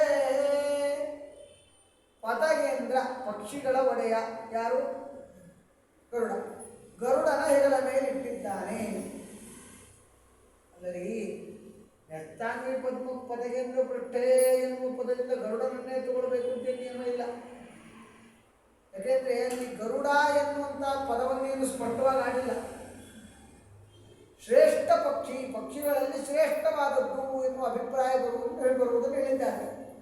ಪಕ್ಷಿಗಳಲ್ಲೇ ಶ್ರೇಷ್ಠವಾದದ್ದು ಹಂಸ ಪಕ್ಷಿಗಳು. ತದಾದ್ರೆ ಪದಗೇಂದ್ರ ಪೃಷ್ಠೆ ನೆಸ್ತಾಂಗ್ರಿ ಪದ್ಮ ಯಾರಾದವಾಗ? ಹಂಸ ಪಕ್ಷಿಯ ಮೇಲೆ ಕಾಲಿಟ್ಟವನೇ ಯಾರು? ಚತುರ್ಮುಖ ಬ್ರಹ್ಮನ. ಆ ಚತುರ್ಮುಖ ಬ್ರಹ್ಮನನ್ನು ತೆಗೆದುಕೊಳ್ಬೇಕಾ? ಹಾಗಾದ್ರೆ ಅಂದ್ರೆ ಅದಕ್ಕೆ ವ್ಯಾಖ್ಯಾನ ಮಾಡ್ತಾರೆ, ನೆಸ್ತಾಂಗ್ರಿ ಪದ್ಮ ಅನ್ನೋದನ್ನು ಸ್ವಲ್ಪ ಬಿಡಿಸಿ. ಅಂಗ್ರೀಚ ಪದ್ಮಾಚ ಅಂಗ್ರಿ ಪದ್ಮೆ ನ್ಯಸ್ತ ಅಂಗ್ರಿ ಪದ್ಮೆ ಎಸ್ತೆ ಸಹ ನ್ಯಸ್ತಾಂಗ್ರಿ ಪದ್ಮ. ಅಂದರೆ ರಮಾದೇವಿಯನ್ನೂ ತಾನು ಕೂಡಿಸಿಕೊಂಡವನು, ಎರಡು ಕಾಲನ್ನು ಗರುಡನ ಮೇಲೆ ಇಟ್ಟವನು ಯಾರು? ಚತುರ್ಮುಖ. ಅದರಿಂದಾಗಿ ಆ ರೀತಿಯಾಗಿರತಕ್ಕಂತಹ ಪರಮಾತ್ಮನೇ. ಅವನಿನ್ನೇನು? ಅಷ್ಟಬಾಹು, 8 ಕೈಯನ್ನು ಧರಿಸಿದ್ದಾನೆ. ಅದರಲ್ಲಿ ದರ ಅಂತ ಹೇಳಿದ್ರೆ ಪಾಂಚಜನ್ಯ ಎಂಬಂತಹ ಶಂಖ, ಆಮೇಲೆ ಅರಿ. ಅರಿ ಅಂದರೆ ಅರಗಳಿಂದ ಕೂಡಿರ್ತಕ್ಕಂಥದ್ದು. ಅರಗಳು ಅಂತ ಹೇಳಿದ್ರೆ ಚಕ್ರಕ್ಕೆ ಮಧ್ಯ ಮಧ್ಯದಲ್ಲಿ ಅರಗಳಿರ್ತವೆ. ಆ ಅರಗಳಿಂದ ಕೂಡಿರ್ತಕ್ಕಂಥ ಅರಿ ಅಂದರೆ ಚಕ್ರ, ಸುದರ್ಶನ ಚಕ್ರ, ದಾರ, ಅರಿ, ಚರ್ಮ, ಆಮೇಲೆ ಫಲಕ ಎಂಬಂತಹ ಒಂದು ಚರ್ಮ, ದಾರಾರಿ, ಚರ್ಮ, ಹಸಿ, ಹಸಿ ಅಂದರೆ ನಂದಕ ಎಂಬಂಥ ಒಂದು ಕತ್ತಿ, ಆಮೇಲೆ ಗದ, ಕೌಮೋದಕಿ ಎಂಬಂತಹ ಗದ, ಇಶು, ಇಶು ಅಂತ ಹೇಳಿದ್ರೆ ಮರುತ್ತೇ ಇಶು ಅಂದರೆ ಆ ಬಾಣದ ರೂಪದಲ್ಲಿ ಇರ್ತಕ್ಕಂಥವನಾಗಿದ್ದಾನೆ. ಪಂಚಾತ್ಮಕೋ ಮರುತ ಏಷ ಬಾಣ ಎಂಬುದಾಗಿ ಪ್ರಮಾಣವನ್ನು ಕೊಡ್ತಕ್ಕಂಥವರಾಗಿದ್ದಾನೆ. ಚಾಪ, ಆಮೇಲೆ ಚಾಪ ಅಂದರೆ ಬಿಲ್ಲು, ಶಾಂಗ ಎಂಬಂತಹ ಬಿಲ್ಲು, ಪಾಶ ಅಂತ ಹೇಳಿದ್ರೆ ರಿಪುವನ್ನು, ಶತ್ರುವನ್ನು ಭದ್ರ ಮಾಡಲಿಕ್ಕೋಸ್ಕರ ಒಂದು ಹಗ್ಗ ಪಾಶ.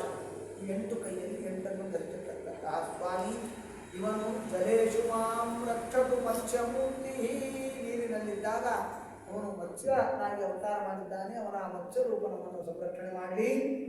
ಆ ನೀರಿನಲ್ಲಿರ್ತಕ್ಕಂತಹ ಬೇರೆ ಬೇರೆ ಪ್ರಾಣಿಗಳೇನಿವೆ ಆ ಪ್ರಾಣಿಗಳಿಂದಾಗಿ ಯಾದೋ ಗಣೇಭ್ಯೋ ವರುಣಸ್ಯ ಭಾಜ, ಯಾದೋ ಗಣೇಭ್ಯ ಅಂದರೆ ನೀರಿನಲ್ಲಿರ್ತಕ್ಕಂಥ ಎಲ್ಲ ಪ್ರಾಣಿಗಳಿಂದಾಗಿ, ಆ ಪ್ರಾಣಿಗಳು ಮತ್ತು ವರುಣನ ಪಾಶ ಇವೆಲ್ಲದರಿಂದಾಗಿ ಮತ್ಸ್ಯರೂಪಿ ಪರಮಾತ್ಮನನ್ನು ಸಂರಕ್ಷಣೆ ಮಾಡಲಿ. ಸ್ಥಳೇ ಚ ಮಾಯಾ ವಟುವ ಮನೋವ್ಯಾ, ಸ್ಥಳದಲ್ಲಿ ಮಾಯಾವಟುವಾಗಿರ್ತಕ್ಕಂಥ ವಾಮನರೂಪಿ ಪರಮಾತ್ಮ ಸಂರಕ್ಷಣೆ ಮಾಡಲಿ. ಖೇ ಆಕಾಶದಲ್ಲಿ ತ್ರಿವಿಕ್ರಮ ರೂಪಿ ಪರಮಾತ್ಮ ಸಂರಕ್ಷಣೆ ಮಾಡಲಿ. ಇದೆಲ್ಲ ವಿಶೇಷವಾದ ಸ್ತೋತ್ರಗಳನ್ನೆಲ್ಲ ಮಾಡುತ್ತಾರೆ. ಸ್ತೋತ್ರಗಳನ್ನು ಮಾಡಿ ಕೊನೆಯದರ ಫಲಸ್ತುತಿಯನ್ನು ಹೇಳ್ತಾರೆ. ಇಮಾಂ ದಿವ್ಯಾಂ ಪುರಾತ್ ಕಶ್ಚಿತ್ ಕೌಶಿಕೋ ಧಾರಯನ್ ದ್ವಿಜಃ. ದಿವ್ಯವಾಗಿರತಕ್ಕಂತಹ ನಾರಾಯಣ ಕವಚ, ನಾರಾಯಣ ಪದ್ಮವನ್ನು ಇಲ್ಲಿ ಕೌಶಿಕ ಎಂಬಂತಹ ಮುನಿ ತಾನು ಇದನ್ನು ಪ್ರತಿನಿತ್ಯ ಆರಾಧನೆ ಮಾಡುತ್ತಾ ಇದ್ದಾನೆ. ಯೋಗಧಾರಣೆಯ ಸ್ವಾಂಗಂ ಜಹೌಸ ಮರುಧನ್ವನಿ. ಯೋಗಶಕ್ತಿಯಿಂದಾಗಿ ನಿರ್ಜಲ ಪ್ರದೇಶದಲ್ಲಿ ತಾನು ತನ್ನ ಶರೀರವನ್ನು ಬಿಟ್ಟ, ಪ್ರಾಣತ್ಯಾಗ ಮಾಡಿದ. ವಸ್ತುತಃ ದೊಡ್ಡ ನದಿ ಮೊದಲಾದ ಪ್ರದೇಶಗಳಲ್ಲಿ ಪ್ರಾಣತ್ಯಾಗ ಮಾಡಿದರೆ ಅವರಿಗೆ ಒಳ್ಳೆಯ ಗತಿ ಆಗಿ ಆಗ್ತದೆ. ಯಾಕೆಂದರೆ ಅವರ ಅಸ್ಥಿಗಳು ಮಹಾನದಿಗಳಲ್ಲಿ ಬಿಡಬೇಕು ಅಂತ ಕ್ರಮ. ಎಲ್ಲಿ ನೀರೇ ಇಲ್ಲ ಅಂಥ ಪ್ರದೇಶದಲ್ಲಿ ಪ್ರಾಣತ್ಯಾಗ ಆಯಿತು. ಅವನ ಔದ್ಯೋಗಿಕ ಸಂಸ್ಕಾರ ಮಾಡಬೇಕು ಅಂತ ಯಾರೂ ಇಲ್ಲ. ಅದಕ್ಕೋಸ್ಕರ ಆ ಶರೀರಕ್ಕೆ ಸಂಸ್ಕಾರ ಆಗಿದೆ. ಒಂದಾನೊಂದು ಸಂದರ್ಭದಲ್ಲಿ ಗಂಧರ್ವ ಚಿತ್ರರಥ ಅಂತ ಒಬ್ಬ ಗಂಧರ್ವ ಮೇಲೆ ವಿಮಾನದಲ್ಲಿ ಹೋಗ್ತಾ ಇದ್ದ. ಕೆಳಗಡೆ ಎಲ್ಲಿ ಅಸ್ಥಿ ಬಿದ್ದಿತ್ತೋ ಅದರ ಮೇಲೆ ವಿಮಾನ ಹೋಯಿತು. ಆ ಅಸ್ಥಿಯಲ್ಲಿ ಎಂತಹ ಶಕ್ತಿ ಇತ್ತು ಅಂದರೆ ಆ ವಿಮಾನ ಧಪ್ ಅಂತ ಕೆಳಗೆ ಬಿತ್ತು.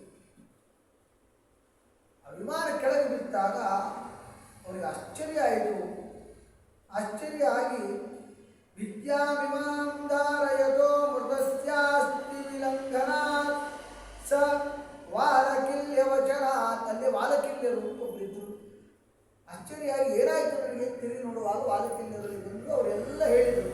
ಅತ್ಯಂತ ಆಶ್ಚರ್ಯಚಕಿತನಾದ ನಾ ಏನು ಮಾಡಬೇಕು ಅಂತ ಕೇಳಿಕೊಂಡು ಈ ಅಸ್ಥಿಗಳನ್ನು ಪೂರ್ವ ದಿಕ್ಕಿಗೆ ಹರಿತಕ್ಕಂತಹ ಸರಸ್ವತಿ ನದಿಯಲ್ಲಿ ಬಿಡು, ಇದರಿಂದ ಮುಂದೆ ಅವರಿಗೆಲ್ಲ ಒಳ್ಳೆಯದಾಗ್ತದೆ, ಅವರು ಸಾಧನೆಯನ್ನು ಅವ್ರು ಮಾಡ್ಕೊಂಡಿದ್ದಾರೆ, ಮುಂದೆ ನೀನು ವಿಮಾನ ಏರಿ ಹೋಗಲಿಕ್ಕೆ ಅವಕಾಶ ಇದೆ ಅಂದಾಗ ಆ ಅಸ್ಥಿಯನ್ನು ಸರಸ್ವತಿ ನದಿಯಲ್ಲಿ ಬಿಟ್ಟು ಚಿತ್ರರಥಕ್ಕೆ ಅದರ ಸಂಸ್ಕಾರ, ಸರಸ್ವತಿ ನದಿಯಲ್ಲಿ ಬಿಡೋದಂದ್ರೆ ಒಂದು ರೀತಿಯಾದ ಸಂಸ್ಕಾರ, ಅದನ್ನು ಮಾಡಿ ಚಿತ್ರರಥ ಮುಂದೆ ಹೊರಟ ಅಂತ ಈ ಕಥೆ ಬರ್ತದೆ. ನಾರಾಯಣ ಕವಚ ನಾರಾಯಣ ವರ್ಮವನ್ನು ದಿನ ಪಾರಾಯಣ ಮಾಡಿದ್ದರ ಶಕ್ತಿ ಆಗದೇ ಇರುವ ಸಂಸ್ಕಾರ ಯಾರೋ ಒಬ್ಬ ಗಂಧರ್ವನಿಂದ ಆಗುವಂತಾಯಿತು ಅಂದರೆ ನಾರಾಯಣ ವರ್ಮಕ್ಕಿಂತ ಶಕ್ತಿ ಇದೆ ಅನ್ನೋದನ್ನು ಅರ್ಥ ಮಾಡಿಕೊಳ್ಳಬೇಕು. ಇದಂ ಶೃಣಿಯಾತ್ ಕಾಲೇ ಯೋ ಧಾರಯತಿ ಚ ಆದೃತಃ ತಂ ನಮಸ್ಯಂತಿ ಭೂತಾನಿ ಮುಚ್ಯತೆ ಸರ್ವತೋ ಭಯ. ಯಾರು ಈ ನಾರಾಯಣ ವರ್ಮವನ್ನು ಕಾಲದಲ್ಲಿ ಕೇಳ್ತಾರೋ ಪಾರಾಯಣ ಮಾಡುತ್ತಾರೋ ಎಲ್ಲರೂ ನಮಸ್ಕಾರ ಮಾಡ್ತಾರಂತೆ. ಎಲ್ಲ ವಿಧವಾದ ಭಯದಿಂದ ತಾನು ಮುಕ್ತನಾಗಿದ್ದಾನೆ. ನಾರಾಯಣ ವರ್ಮ ಪಾರಾಯಣ ಮಾಡುವುದಕ್ಕೆ ಭಯವೇ ಇರುವುದಿಲ್ಲ ಹೇಳ್ತಕ್ಕಂಥವರಾಗ್ತಾ ಇದ್ದಾರೆ. ಈ ರೀತಿಯಾಗಿ ವಿಶ್ವರೂಪಾಚಾರ್ಯರು ಪರಮಾತ್ಮಕವಾದ ಒಂದು ನಾರಾಯಣ ವರ್ಮವನ್ನು ಕೊಟ್ಟು ಅದರಿಂದ ದೇವತೆಗಳಿಗೆ ಜಯ ಆದಮೇಲೆ ಮತ್ತೆ ಇಂದ್ರನ ಆಸ್ಥಾನ ಹಾಗೆ ಯಥಾಕ್ರಮದಲ್ಲಿ ನಡೀತಾ ಇರಬೇಕಾದ್ರೆ ವಿಶ್ವರೂಪಾಚಾರ್ಯರಿಗೆ 3 ತಲೆ, ಆಗ 1 ತಲೆಯ ಬ್ರಾಹ್ಮಣ ಇಲ್ಲ, 3 ತಲೆಯ ಬ್ರಾಹ್ಮಣ. 1 ತಲೆಯಿಂದ ಸೋಮಪಾನ ಮಾಡುತ್ತಾ ಇದ್ದ, ಮತ್ತೊಂದು ತಲೆಯಿಂದ ಸುರಾಪಾನ ಮಾಡುತ್ತಾ ಇದ್ದ, ಇನ್ನೊಂದು ತಲೆಯಿಂದ ಅನ್ನಭಕ್ಷಣ ಮಾಡುತ್ತಾ ಇದ್ದ. ಅಂದರೆ ಈ ರೀತಿಯಾದ ಸುರಾಪಾನ ಮಾಡುವ ಬುದ್ಧಿ ಪೂರ್ವಜರಿಗೆ ಇರಲ್ಲ. ಇವು ಯಾಕೆ ಬಂತು ಅಂದರೆ ಇವನ ತಾಯಿ ರಾಕ್ಷಸ, ಇವನ ತಂದೆ ದೇವಗಣಕ್ಕೆ ಸೇರಿದವರು. ತಂದೆಯ ಗುಣದಿಂದಾಗಿ ಇವನಲ್ಲಿ ಪೌರೋಹಿತ್ಯ ಇತ್ಯಾದಿ ಬ್ರಾಹ್ಮಣ್ಯ ವೃತ್ತಿ ಆ ವಿದ್ಯೆ ಬಂದಿದೆ. ತಾಯಿಯ ನಿಮಿತ್ತದಿಂದಾಗಿ ಇವನಲ್ಲಿ ಆ ರೀತಿಯಾದ ಗುಣಗಳು ಕೂಡ ಬಂದಿದೆ. ಇದರಿಂದ ಎರಡರ ಮಿಶ್ರಣ ಇವನಲ್ಲಿತ್ತು. ಅದರಿಂದಾಗಿ ಏನು ಮಾಡ್ತಾ ಇದ್ದ, ಸದೇವ ಹಿರದೌ ಭಾಗಂ ಪರೋಕ್ಷಮಸುರಾನ್ ಪ್ರತಿ. ಅವನು ಬ್ರಹ್ಮಋಷಿ ಆಗಿರತಕ್ಕಂಥ ವ್ಯಕ್ತಿ ಪ್ರತ್ಯಕ್ಷವಾಗಿ ದೇವತೆಗಳಿಗೆ ಆಹುತಿಯನ್ನು ಕೊಡ್ತಾ ಇದ್ದ, ಪರೋಕ್ಷವಾಗಿ ಅಸುರರಿಗೆ ಆಹುತಿಯನ್ನು ಕೊಡ್ತಾ ಇದ್ದ. ಯಾಕೆ ಪರೋಕ್ಷವಾಗಿ ಅಸುರರಿಗೆ ಆಹುತಿಯನ್ನು ಕೊಡ್ತಾ ಇದ್ದ ಎನ್ನುವಾಗ ಒಂದು ಕಥೆ ಬರ್ತದೆ. ಅಸುರರ ಅಂದಿನ ನಾಯಕ ಹಿರಣ್ಯಕಶಿಪು. ಹಿರಣ್ಯಕಶಿಪು ತಾನು ಇವನ ತಾಯಿಯ ಕಡೆಯಿಂದ ತಮಗೆ ಆಹುತಿ ಕೊಡಬೇಕು ಅಂತ ಒತ್ತಡ ತಂದ. ಯಾಕೆ ಹಿರಣ್ಯಕಶಿಪು ಹೇಳ್ತಾನೆ, ಹಿರಣ್ಯಕಶಿಪು ಅವನು ರಾಕ್ಷಸ ದೈತ್ಯ, ಅವನ ಕಡೆಯಲ್ಲಿಯೇ ಇವರ ತಾಯಿಯೇ ಇದ್ದು, ಅದರಿಂದಾಗಿ ಅವನ ತಾಯಿಯ ಕಡೆಗೆ ಒತ್ತಡ ಹೇಳಿ ಕಳಿಸ್ತಾನೆ ಹಿರಣ್ಯಕಶಿಪು. ಏನಂತ ಅಲ್ಲ, ದೇವಲೋಕದಲ್ಲಿ ಪೌರೋಹಿತ್ಯಕ್ಕೆ ನಿನ್ನ ಮಗನೇ ಇದ್ದಾನೆ, ಅವನಿಂದ ದೈತ್ಯರಿಗೂ ಆಹುತಿ ಕೊಡುವಂತೆ ವ್ಯವಸ್ಥೆ ಮಾಡಿಬಿಡುವೆ. ದೈತ್ಯರಿಗೂ ಆಹುತಿ ಕೊಟ್ಟರೆ ಅದರಿಂದ ನಮಗೂ ಸ್ವಲ್ಪ ಶಕ್ತಿ ಬರ್ತದೆ ಅಂತ ಕೇಳಿಕೊಂಡಾಗ ಅನಿವಾರ್ಯವಾಗಿ ಅದಕ್ಕೆ ಹೇಳ್ತಾರೆ ಮಾತೃ ಸ್ನೇಹ ವಶಾಂಗ. ತಾಯಿಯ ಮೇಲೆ ಸ್ನೇಹ, ತಾಯಿ ಮಾತನ್ನು ಮೀರಬಾರದು ಎನ್ನುವ ಭಾವುಕತೆ, ಇದರಿಂದ ಅನಿವಾರ್ಯವಾಗಿ ತಾನೇನು ಮಾಡಿದ, ದಿನನಿತ್ಯ ಆಹುತಿ ಕೊಡ್ತಾ ಇದ್ದ. ಆಹುತಿ ನೇರವಾಗಿ ಕೊಟ್ಟರೆ ಅದು ಧರ್ಮಶಾಸ್ತ್ರ ವಿರುದ್ಧವಾಗುತ್ತದೆ, ದೇವತೆಗಳು ಅವರ ಮೇಲೆ ಕುಪಿತರಾಗ್ತಾರೆ, ಅವರ ಒಂದು ಆಸ್ಥಾನದಲ್ಲಿದ್ದು ಅವರಿಗೆ ದ್ರೋಹ ಬಗೆಯೋದು ಸರಿಯಲ್ಲ ಅಂತ ಅವರಿಗೆ ತಿಳಿದಿದ್ದಾದ್ದರಿಂದಾಗಿ ಗೌಪ್ಯವಾಗಿ ಕೊಡ್ತಾರೆ. ಎಲ್ಲರಿಗೂ ಕಾಣುವಂತೆ ದೇವತೆಗಳಿಗೆ ಆಹುತಿ ಕೊಟ್ಟರೆ ಯಾರಿಗೂ ಕಾಣದೇ ಇರೋರಿಗೆ ದೈತ್ಯರಿಗೆ ಮೋಸ ಎಲ್ಲ ಗೌಪ್ಯವಾಗಿ ಮಾಡ್ತಾರೆ, ಎಲ್ಲರಿಗೂ ಕಾಣೋದನ್ನು ಮೋಸ ಮಾಡ್ತಾರೆ. ಆದರೆ ಅವನಿಗೆ ಅದು ಗೊತ್ತಾಗಲಿಲ್ಲ, ಲೆಕ್ಕಾಚಾರದಲ್ಲಿ ಗೊತ್ತಾಗಿ ಖರ್ಚಾಗ್ತದೆ, ಇಬ್ಬರಿಗೆ ಕೊಟ್ಟರು ಅದರ 2 ಪಟ್ಟು ತುಪ್ಪ ಖರ್ಚಾಗ್ತದೆ. ಇದನ್ನು ಗೊತ್ತಾಯಿತು. ಒಂದು ತಿಂಗಳಲ್ಲಿ ಲೆಕ್ಕಾಚಾರ ಎದುರಿಗೆ ಬಂತು. ಲೆಕ್ಕಾಚಾರ ಎದುರಿಗೆ ಬಂದಾಗ ಯಾಕೋ ತುಪ್ಪ ಜಾಸ್ತಿ ಖರ್ಚಾಗ್ತಾ ಇದೆ, ಯಾಕೆ ಅಂತ ಕೇಳಿದಾಗ, ಇಲ್ಲ ನಾವು ದಿನ ಹೋಗಿ ಇಟ್ಟು ಕೊಡ್ತಾ ಇದ್ದೀವಿ, ಅಂದರೆ ಹಿಂದೆ ಎಷ್ಟು ಕೊಡ್ತಾ ಇದ್ದೀವಿ ತಿಳಿಸ್ರಿ ಅಂತ ಹಿಂದಿನ ಲೆಕ್ಕಾಚಾರಕ್ಕೆ ಹಿಂದಿನ ಲೆಕ್ಕಾಚಾರಕ್ಕೆ ಅದು ಇಲ್ಲ ಅಂತ ಲೆಕ್ಕಾಚಾರ. ಬೃಹಸ್ಪತ್ಯಾಚಾರ್ಯರು ಅರ್ಧದಷ್ಟು ತುಪ್ಪದಲ್ಲಿ ಕೆಲಸ ಮುಗಿಸ್ತಾ ಇದ್ದಿದ್ದು, ಎರಡು ಪಟ್ಟು ತುಪ್ಪ ಇಸ್ಕೊಳ್ತಾ ಇದ್ದಾರೆ, ಯಾಕೆ ಬಂದಾಗ ಬ್ರಾಹ್ಮಣರು ಏನೋ ತುಪ್ಪ ಇಸ್ಕೊಳ್ತಾ ಇದ್ದಾರೆ, ಅವ್ರ ಮನೆಗೆ ಉಪಯೋಗಿಸಿದ್ರು ಪರವಾಗಿಲ್ಲ ಅಂತಿದ್ರು ಹಿಂದಿನ ರಾಜರೆಲ್ಲ. ಬ್ರಾಹ್ಮಣರು ಸುಖವಾಗಿದ್ದರೆ ಇಡೀ ಜಗತ್ತು ಸುಖವಾಗಿರ್ತದೆ. ಆದರೆ ಯಾಕೆ ಅಂತ ಒಮ್ಮೆ ಅವರು ಗುಪ್ತಚರದಿಂದ ಪರಿಶೀಲನೆ ಅಂತ ಮಾಡ್ತಾರೆ. ಅದನ್ನು ಮಾಡಿದಾಗ ಓಹೋ, ಅವರು ಮನೆಗೆ ಬಳಸ್ತಾ ಇಲ್ಲ ಅಂತ ಗೊತ್ತಾಯಿತು. ನಂಬಿಕೆ ಜಾಸ್ತಿ ಅಂದರೆ ಮೋಸ ಮಾಡ್ತಾ ಇಲ್ಲ, ಬ್ರಾಹ್ಮಣರು ಮೋಸಗಾರರಾಗಿರುವ. ಮತ್ತು ಇನ್ನೇನು ಎಲ್ಲಿ ಖರ್ಚಾಗ್ತಾ ಇದೆ ಅಂತ ವಿಚಾರ ಮಾಡಿದಾಗ ನಮ್ಮ ವಿರೋಧಿ ಮಾಡೋದವರಿಗೆ ಗೌಪ್ಯವಾದ ಆಹುತಿ ಕೊಡ್ತಾ ಇದ್ದಾರೆ ಗೊತ್ತಾಯಿತು.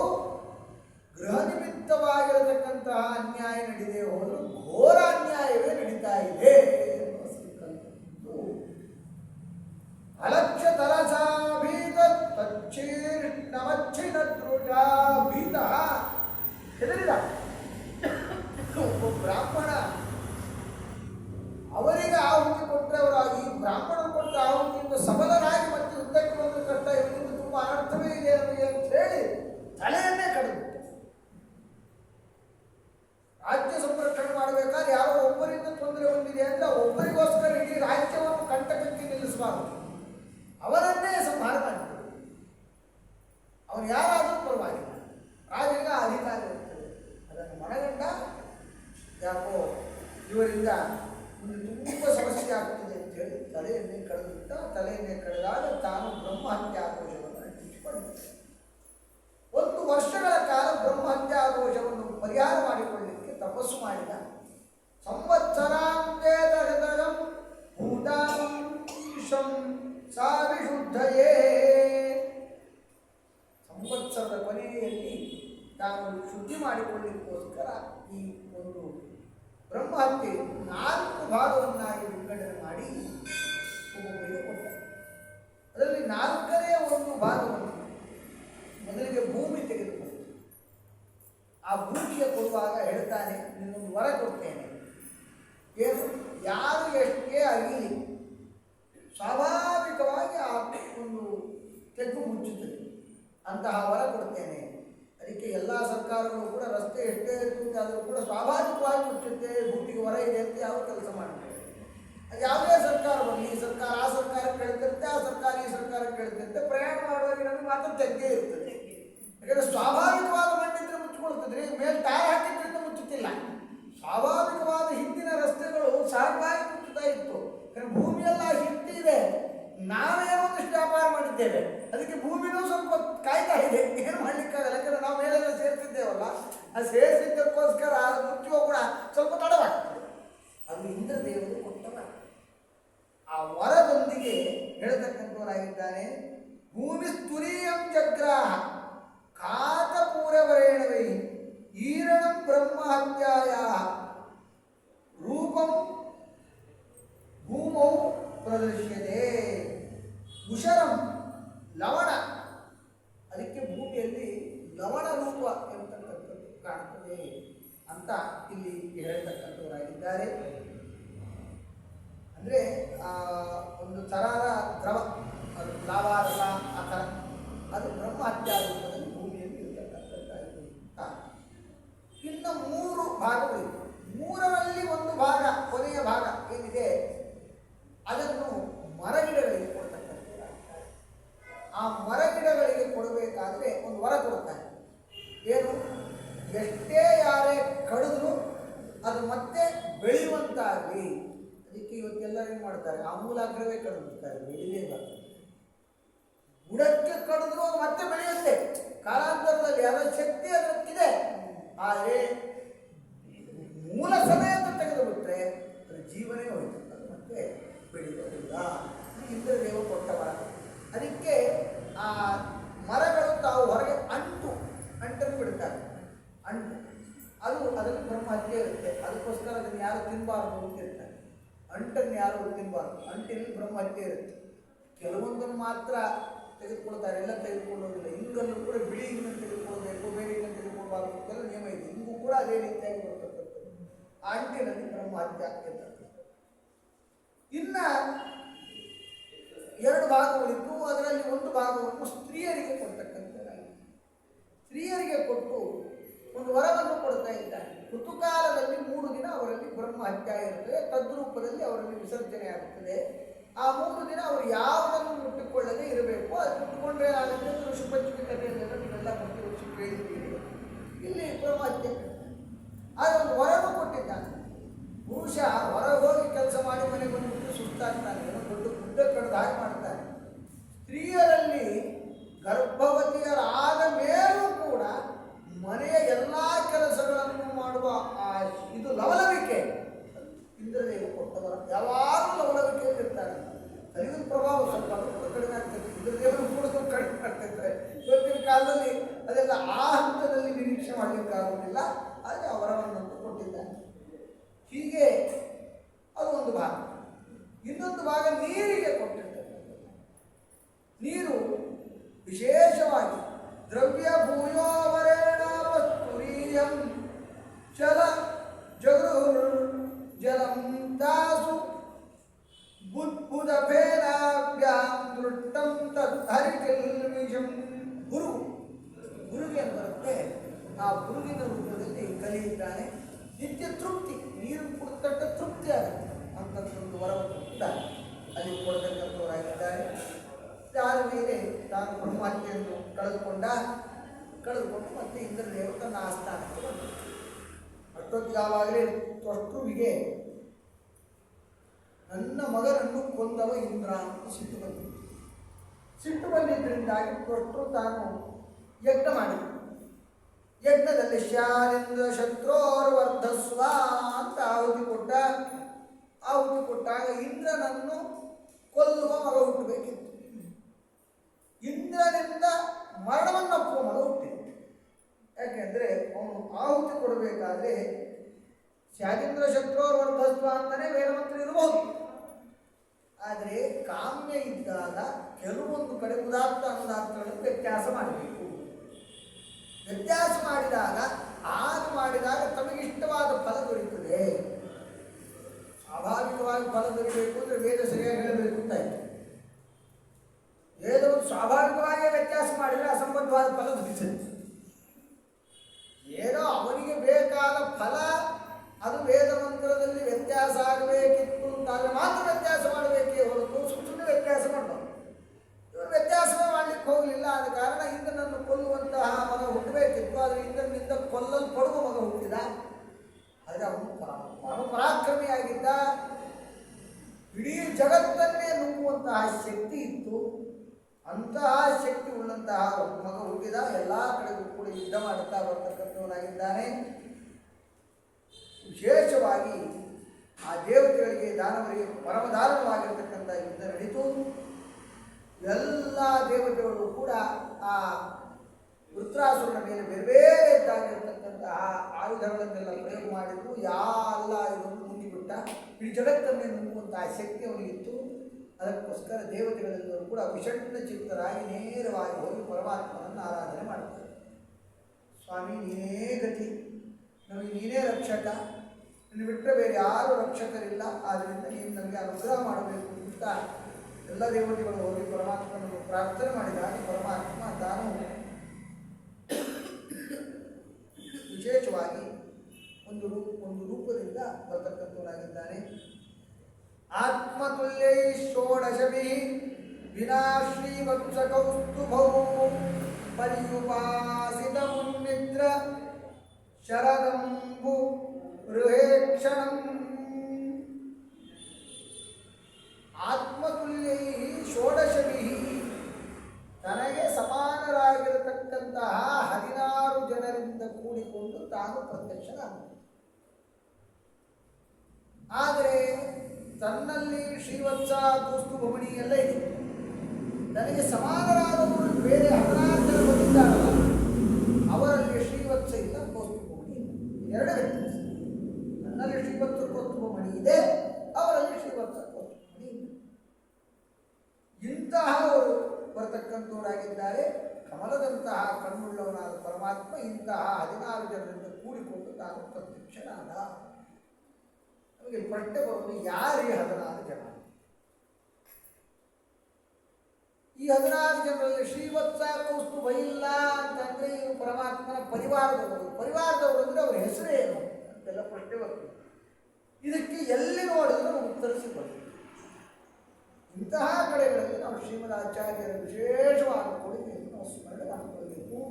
ಶ್ರೀಮದಾಚಾರ್ಯರು ತಾತ್ಪರ್ಯ ನಿರ್ಣಯದಲ್ಲಿ ಇದರ ವಿವರಣೆಯನ್ನು ಕೊಟ್ಟಿದ್ದಾರೆ. ಶ್ರೀವತ್ಸ ಪ್ರಕೃತಿಜ್ಞೇಯ ಬ್ರಹ್ಮಾಖ್ಯ ಕೌಸ್ತುಭ. ಶ್ರೀವತ್ಸ ಕೌಸ್ತುಭ ಅಂತ ಇಲ್ಲಿ ಹೇಳಿದರೆ ಅದು ಶ್ರೀವತ್ಸ ಚಿಹ್ನೆ, ಕೌಸ್ತುಭ ಮಣಿ ಅಲ್ಲ.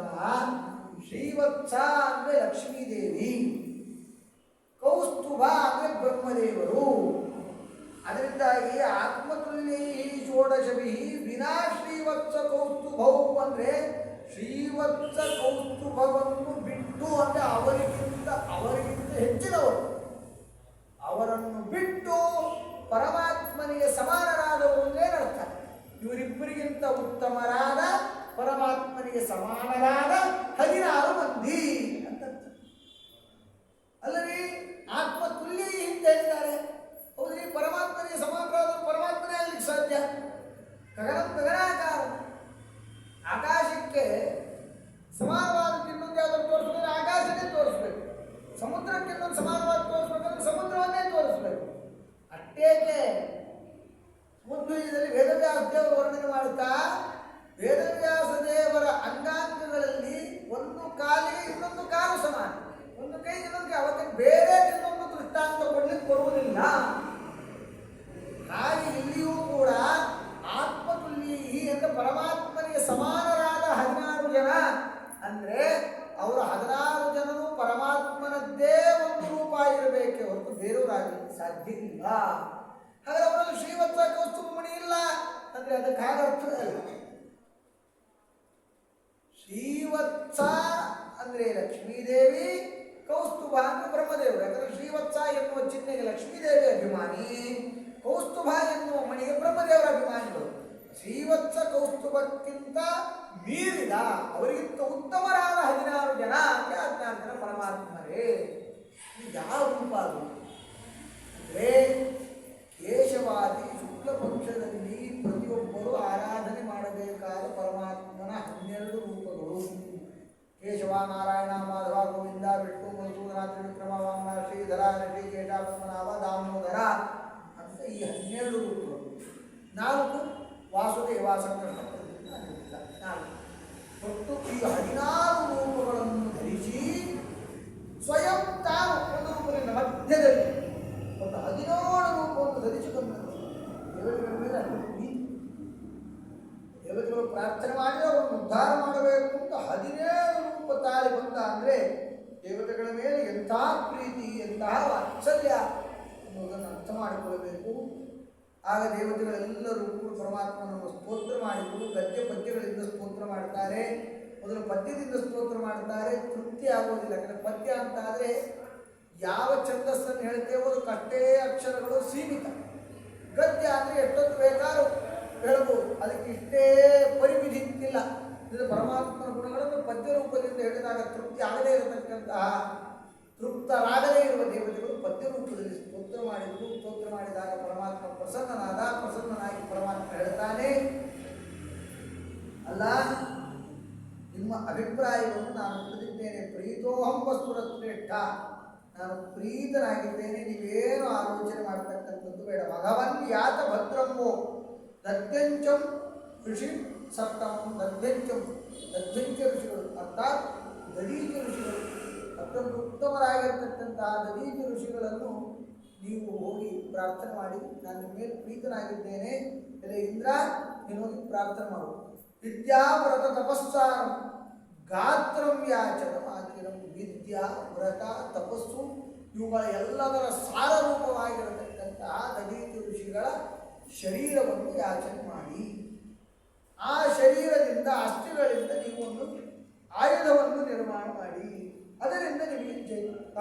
ಸವೈ ಅಧಿಗತೋದಧ್ಯಂ ಅಶ್ವಿಭ್ಯಾಂ ಬ್ರಹ್ಮ ನಿಷ್ಕೃತಂ ತದ್ವಾ ಅಶ್ವಚರಂ ನಾಮ ತಯೋರ್ ಅರಮತಾಂ ಯಥಾ. ಆ ದಧೀಚಿ ಋಷಿಗಳಿಗೆ ಅಶ್ವಶಿರ ಅಂತ ಹೆಸರಿದೆ. ಯಾಕೆಂದರೆ ಹಿಂದೆ ಅಶ್ವಿನಿ ದೇವತೆಗಳು ಇಲ್ಲಿ ಬಂದು ದಧೀಚಿ ಋಷಿಗಳಿಂದ ಮಂತ್ರೋಪದೇಶವನ್ನು ಪಡೆದಿರುವುದರಿಂದ ಇವರಿಗೆ ಅಶ್ವಶಿರ ಅಂತ ಹೆಸರು ಬಂದಿದೆ. ದಧೀಚಿ ಋಷಿಗಳು ಅಶ್ವಶಿರ ಅಂತ ಹೆಸರು ಪಡೆಯಬೇಕು, ಅಶ್ವಿನಿ ದೇವತೆಗಳು ಒಂದು ಮಂತ್ರೋಪದೇಶ ತೆಗೆದುಕೊಳ್ಳಬೇಕು, ಏನು ಸಂಬಂಧ ಅಂತ ಒಂದು ಸಂಬಂಧ ಇದೆ. ಹಿಂದೆ ದಧೀಚಿ ಋಷಿಗಳಿಗೆ ಬಿಟ್ಟರೆ ಬೇರೆ ಯಾರಿಗೂ ನಾರಾಯಣ ವರ್ಮ ಗೊತ್ತಿರಲಿಲ್ಲ. ದಧೀಚಿ ಋಷಿಗಳು ಆ ನಾರಾಯಣ ವರ್ಮವನ್ನು ವಿಶ್ವರೂಪಾಚಾರ್ಯರು ಉಪದೇಶ ಮಾಡಿದರು. ವಿಷ್ಣುರೂಪಾಚಾರ್ಯರು ಅನಿವಾರ್ಯವಾಗಿ ದೇವಗುರು ಸ್ಥಾನಕ್ಕೆ ಬಂದಾಗ ಇಡೀ ಆ ಯಾವ ಗಣಕ್ಕೆ ಅನುಕೂಲ ಆಗ್ತದೆ ಎಂಬುದಾಗಿ ಹೇಳಿ ರಾಜನಲ್ಲಿ ಆ ವಿದ್ಯೆ ಇರಲಿ ಅಂತ ಹೇಳಿ ಅತ್ಯಂತ ಗುಪ್ತವಾದ ಈ ನಾರಾಯಣ ವರ್ಮ ಇದರ ವಿದ್ಯೆಯನ್ನು ಇಂದ್ರನಿಗೆ ಉಪದೇಶ ಮಾಡಿದರು. ಇಂದ್ರ ವಿಶ್ವರೂಪಾಚಾರ್ಯರು ತನಗೆ ದ್ರೋಹ ಬಗೆದಿದ್ದರಿಂದಾಗಿ ವಿಶ್ವರೂಪಾಚಾರ್ಯನ ಕೊಂದುಬಿಟ್ಟರು. ಇನ್ನು ನಾರಾಯಣ ವರ್ಮ ತಿಳ್ಕೊಂಡವ್ರು ಯಾರ್ಯಾರಿರೋದು ಈಗ ಇಲ್ಲಿ? ಒಂದು ದಧೀಚಿ ಋಷಿಗಳು, ಇನ್ನೊಂದು ಇಂದ್ರ, ಇಬ್ಬರೇ ಇರೋದು. ಮತ್ತಾರು ನಾರಾಯಣ ವರ್ಮ ತಿಳ್ಕೊಂಡವ್ರು ಇಲ್ಲ. ಮತ್ತೊಬ್ಬರು ಹೇಗೋ ಪಡೆದಿದ್ರು, ಅವರನ್ನ ತಪಸ್ಸು ಮಾಡಿ ಅವ್ರು ಹೋಗೇ ಬಿಟ್ಟರು. ಅದರ ಸಂಸ್ಕಾರ ಆಯಿತು ಅಂತ ನಾವು ಅದರ ಫಲದಲ್ಲಿ ಕೇಳಿದ್ದೇವೆ. ಅದು ಬಿಟ್ಟರೆ ಇವರಿಗೆ ಇಬ್ಬರೇ ಈಗಿರೋರಲ್ಲಿ ಗೊತ್ತಿರೋದು ಇಬ್ಬರಿಗೆ. ದಧೀಚಿ ಋಷಿಗಳು ಒಂದಾನೊಂದು ಸಂದರ್ಭದಲ್ಲಿ ಜಪತಪಸ್ಸುಗಳನ್ನು ಮಾಡ್ತಾ ಇರಬೇಕಾದ್ರೆ ಅಲ್ಲಿಗೆ ಅಶ್ವಿನಿ ದೇವತೆಗಳು ನಿಮಗೆ ವಿಶೇಷವಾಗಿ ನಾರಾಯಣ ಕವಚದ ಜ್ಞಾನ ಇದೆ, ಪ್ರಾಗ್ವರ್ಗೆ ಹಾಗೂ ಬ್ರಹ್ಮವಿದ್ಯಾ. ನಾರಾಯಣ ವರ್ಮ ನಾರಾಯಣ ಕವಚಕ್ಕೆ ಬ್ರಹ್ಮವಿದ್ಯಾ ಅಂತ ಕರೀತಾರೆ. ಪ್ರಾಗ್ವರ್ಗೆ ಬ್ರಹ್ಮವಿದ್ಯೆ ಜ್ಞಾನ ನಿಮಗಿರುವುದರಿಂದಾಗಿ ಅದನ್ನು ನಮಗೆ ಉಪದೇಶ ಮಾಡಿ ಅಂತ ಕೇಳಿದ್ವಿ. ನೀವು ಕರ್ಮಕಾಂಡದ ಕೆಲವು ಕೆಲಸಗಳಲ್ಲಿ ರತರಾಗಿದ್ದೀರಿ. ಆದ್ದರಿಂದಾಗಿ ನಾನು ಆ ಎಲ್ಲ ಕೆಲಸಗಳನ್ನು ಮುಗಿಸಿಕೊಳ್ತೇನೆ. ಕರ್ಮಣಿ ಪ್ರವೃತ್ತೇನ ಮಯ ಪ್ರವೃತ್ತನಾದ ನನ್ನಿಂದ ಆ ಕೆಲಸಗಳೆಲ್ಲ ಮುಗಿಬೇಕು. ಅದಾದ ಮೇಲೆ ನಾನು ನಿಮಗೆ ಉಪದೇಶ ಕೊಡಲಿಕ್ಕೆ ಸಾಧ್ಯ. ಅದರಿಂದ ನೀವು ಹೀಗೆ ಉಪದೇಶ ಕೇಳಿಕೊಳ್ಳಿಕ್ಕೆ ಆಗುತ್ತೆ. ಸ್ವಲ್ಪ ಸಮಯ ಆದಮೇಲೆ ಬನ್ನಿ ಹೇಳಿದರು. ಆಯಿತು ಅಂತ ಹೇಳಿ ಸ್ವಲ್ಪ ಸಮಯ ಆದಮೇಲೆ ಬರ್ತೇವೆ, ನೀವು ಕೊಡ್ತೀರಿ ಅಂತ ಭರವಸೆ ಕೊಟ್ಟಿದ್ದೀರಿ, ಆಯಿತು ನಮಗೆ ಸಾಕು. ಯಾಕೆಂದರೆ ಹಿಂದೆಲ್ಲ ಬ್ರಾಹ್ಮಣರು ಮಾತು ಕೊಟ್ಟದ್ದನ್ನು, ಬ್ರಾಹ್ಮಣರಲ್ಲ ಯಾರೂ ಕೂಡ ಹಿಂದೆ ಮಾತುಕಟ್ಟು ಬೆಲೆ ಇತ್ತು, ಮಾತು ಕೊಟ್ಟದ್ದನ್ನು ಬೀರ್ತೀರಿ. ಆಯಿತು ಅಂತ ಇವರು ಆ ಕಡೆ ಹೋದರು. ಆ ಕಡೆ ಹೋದಾಗ ಇಂದ್ರ ಬಂದು ನೀವು ನಾರಾಯಣ ಕವಚ ಯಾರಿಗೂ ಉಪದೇಶ ಕೊಡಬಾರ್ದು, ಬೇರೆ ಏನು ಬೇಕೋ ಉಪದೇಶ ಕೊಡಿ, ಅದು ಯಾರಿಗೂ ಉಪದೇಶ ಕೊಡಬಾರ್ದು. ಯಾಕೆಂದರೆ ಅವರು ವಿದ್ಯಾವಂತರಾಗಿರ್ತಾರೆ. ಈ ಲೋಕದಲ್ಲಿ ಇಬ್ಬರೇ ನಾರಾಯಣ ಕವಚ ಗೊತ್ತಿರೋರು ಇಬ್ಬರೇ ಇರೋದು, ಒಂದು ನಾನು ಒಂದು ನೀವು. ನಾವಿಬ್ಬರೇ ಇರಬೇಕು, ಮತ್ತಾರು ಮೂರನೇವರು ಹುಟ್ಟಬಾರ್ದು. ನಾವು ಏನಾದರೂ ಬೇಕಂದರೆ ಅದಕ್ಕೆ ಬೇಕಾಗಿರ್ತಕ್ಕಂಥದ್ದು ಒಂದಿಷ್ಟು ತಂದು ನಾರಾಯಣ ಕವಚವನ್ನು ನೀವೇ ಪಾರಾಯಣ ಮಾಡಿ ನಿಮಗೆ ಯಾರ್ಯಾರು ಬರ್ತಾರೋ ಅವರಿಗೆ ಉತ್ತತ್ತಿ ಕೊಡಿ ಅಂತ ಕಳಿಸ್ಬಿಡಿ. ಅಭಿಮಂತ್ರಿತವಾಗಿ ಉತ್ತತ್ತಿ ಕೊಡಲೇಬೇಕಾಗಿ ನಾರಾಯಣ ಕವಚ ಅದು ಇನ್ನೊಬ್ಬರಿಗೆ ಕೊಟ್ಟರೆ ಮೂರನೇ ಅವರು ತಿಳಿದಿದ್ದಾನೆ ಅಂತ ಒಂದು ಮೂರನೇ ಅಂಗಡಿ ತೆರಲಿಕ್ಕೆ ಅವಕಾಶ ಆಗ್ತದೆ. ಯಾರಾದರೂ ಬಂದರೆ ನಮ್ಮ ಹತ್ರನೇ ಬರಬೇಕು, ಮೂರನೇವರಿಗೆ ಹೋಗಬಾರ್ದು. ಅಲ್ಲ ನಾನು ಭಾಷೆ ಕೊಟ್ಟಿದ್ದೇನೆ, ನಾನು ಕೊಡ್ತೇನೆ ಅಂತಂದರೆ ನೀನು ತಲೆ ಕಡಿತೇನೆ ಅಂತ ಹೇಳಿ. ಆಮೇಲೆ ಅಶ್ವಿನಿ ದೇವತೆಗಳು ಬರ್ತಾರೆ. ಅಶ್ವಿನಿ ದೇವತೆಗಳು ಬಂದಾಗ ಇಲ್ಲಪ್ಪ ಈಗ ಇಂದ್ರದೇವ ಬಂದಿದ್ದ, ನಾನು ನಿಮಗೆ ನಾನು ಉಪದೇಶ ಕೊಟ್ಟರು ತಲೆ ಕಡಿತಾನಂತೆ, ಅದಕ್ಕೆ ನಾನು ಉಪದೇಶ ಕೊಡೋಲ್ಲ ಅಂತ ಹೇಳಿದ ತಕ್ಷಣ ಇವ್ರು ಹೇಳಿದರು, ನೀವು ಮಾತು ಕೊಡ್ತಿದ್ದೀರಿ, ಉಪದೇಶ ಕೊಡಲೇಬೇಕು. ಅಂದರೆ ಈ ಉಪದೇಶ ಕೊಡಲೇಬೇಕು ಅಂತಿವ್ರು, ಉಪದೇಶ ಕೊಟ್ಟರೆ ತಲೆ ಕಡಿತಾನೆ ಅಂತವ್ರು.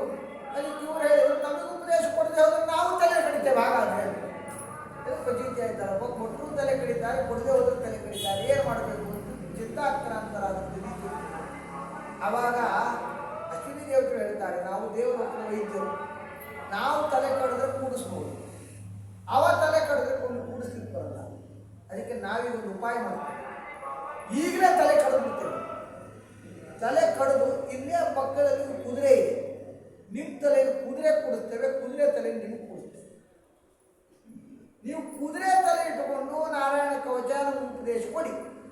ಇದು ಗೊತ್ತಾದ ತಕ್ಷಣ ಇಂದ್ರ ಓಡಿ ಬರ್ತಾನೆ. ನಾವು ಇಲ್ಲೇ ಮರದ ಒಂದು ಹಿಂದುಗಡೆ ಅಡ್ಕೊಂಡಿರ್ತೇವೆ. ಇಂದ್ರ ಏನು ಮಾಡ್ತಾನೋ ಒಂದು ಕೆಲಸ ಮಾಡಿ ಹೋಗಲಿ. ಇಂದ್ರ ನಿಮ್ಮಲ್ಲಿರ್ತಕ್ಕಂತಹ ಕುದುರೆ ತಲೆಯನ್ನು ಕಡಿತಾನೆ.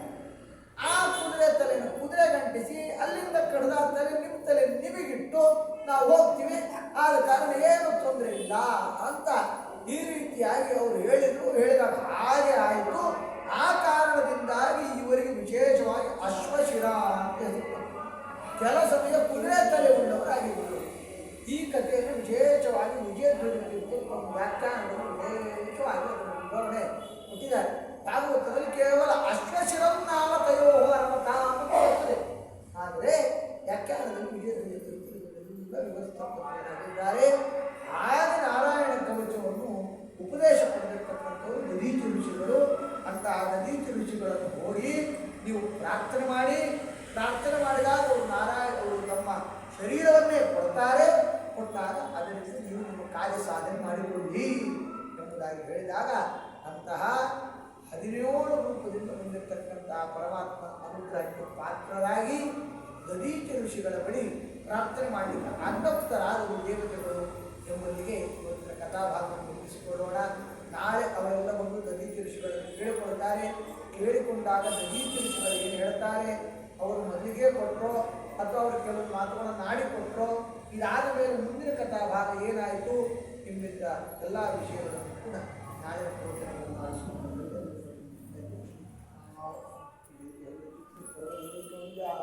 ಪರಮಗುರು ಸತ್ಯನಾರಾಯಣ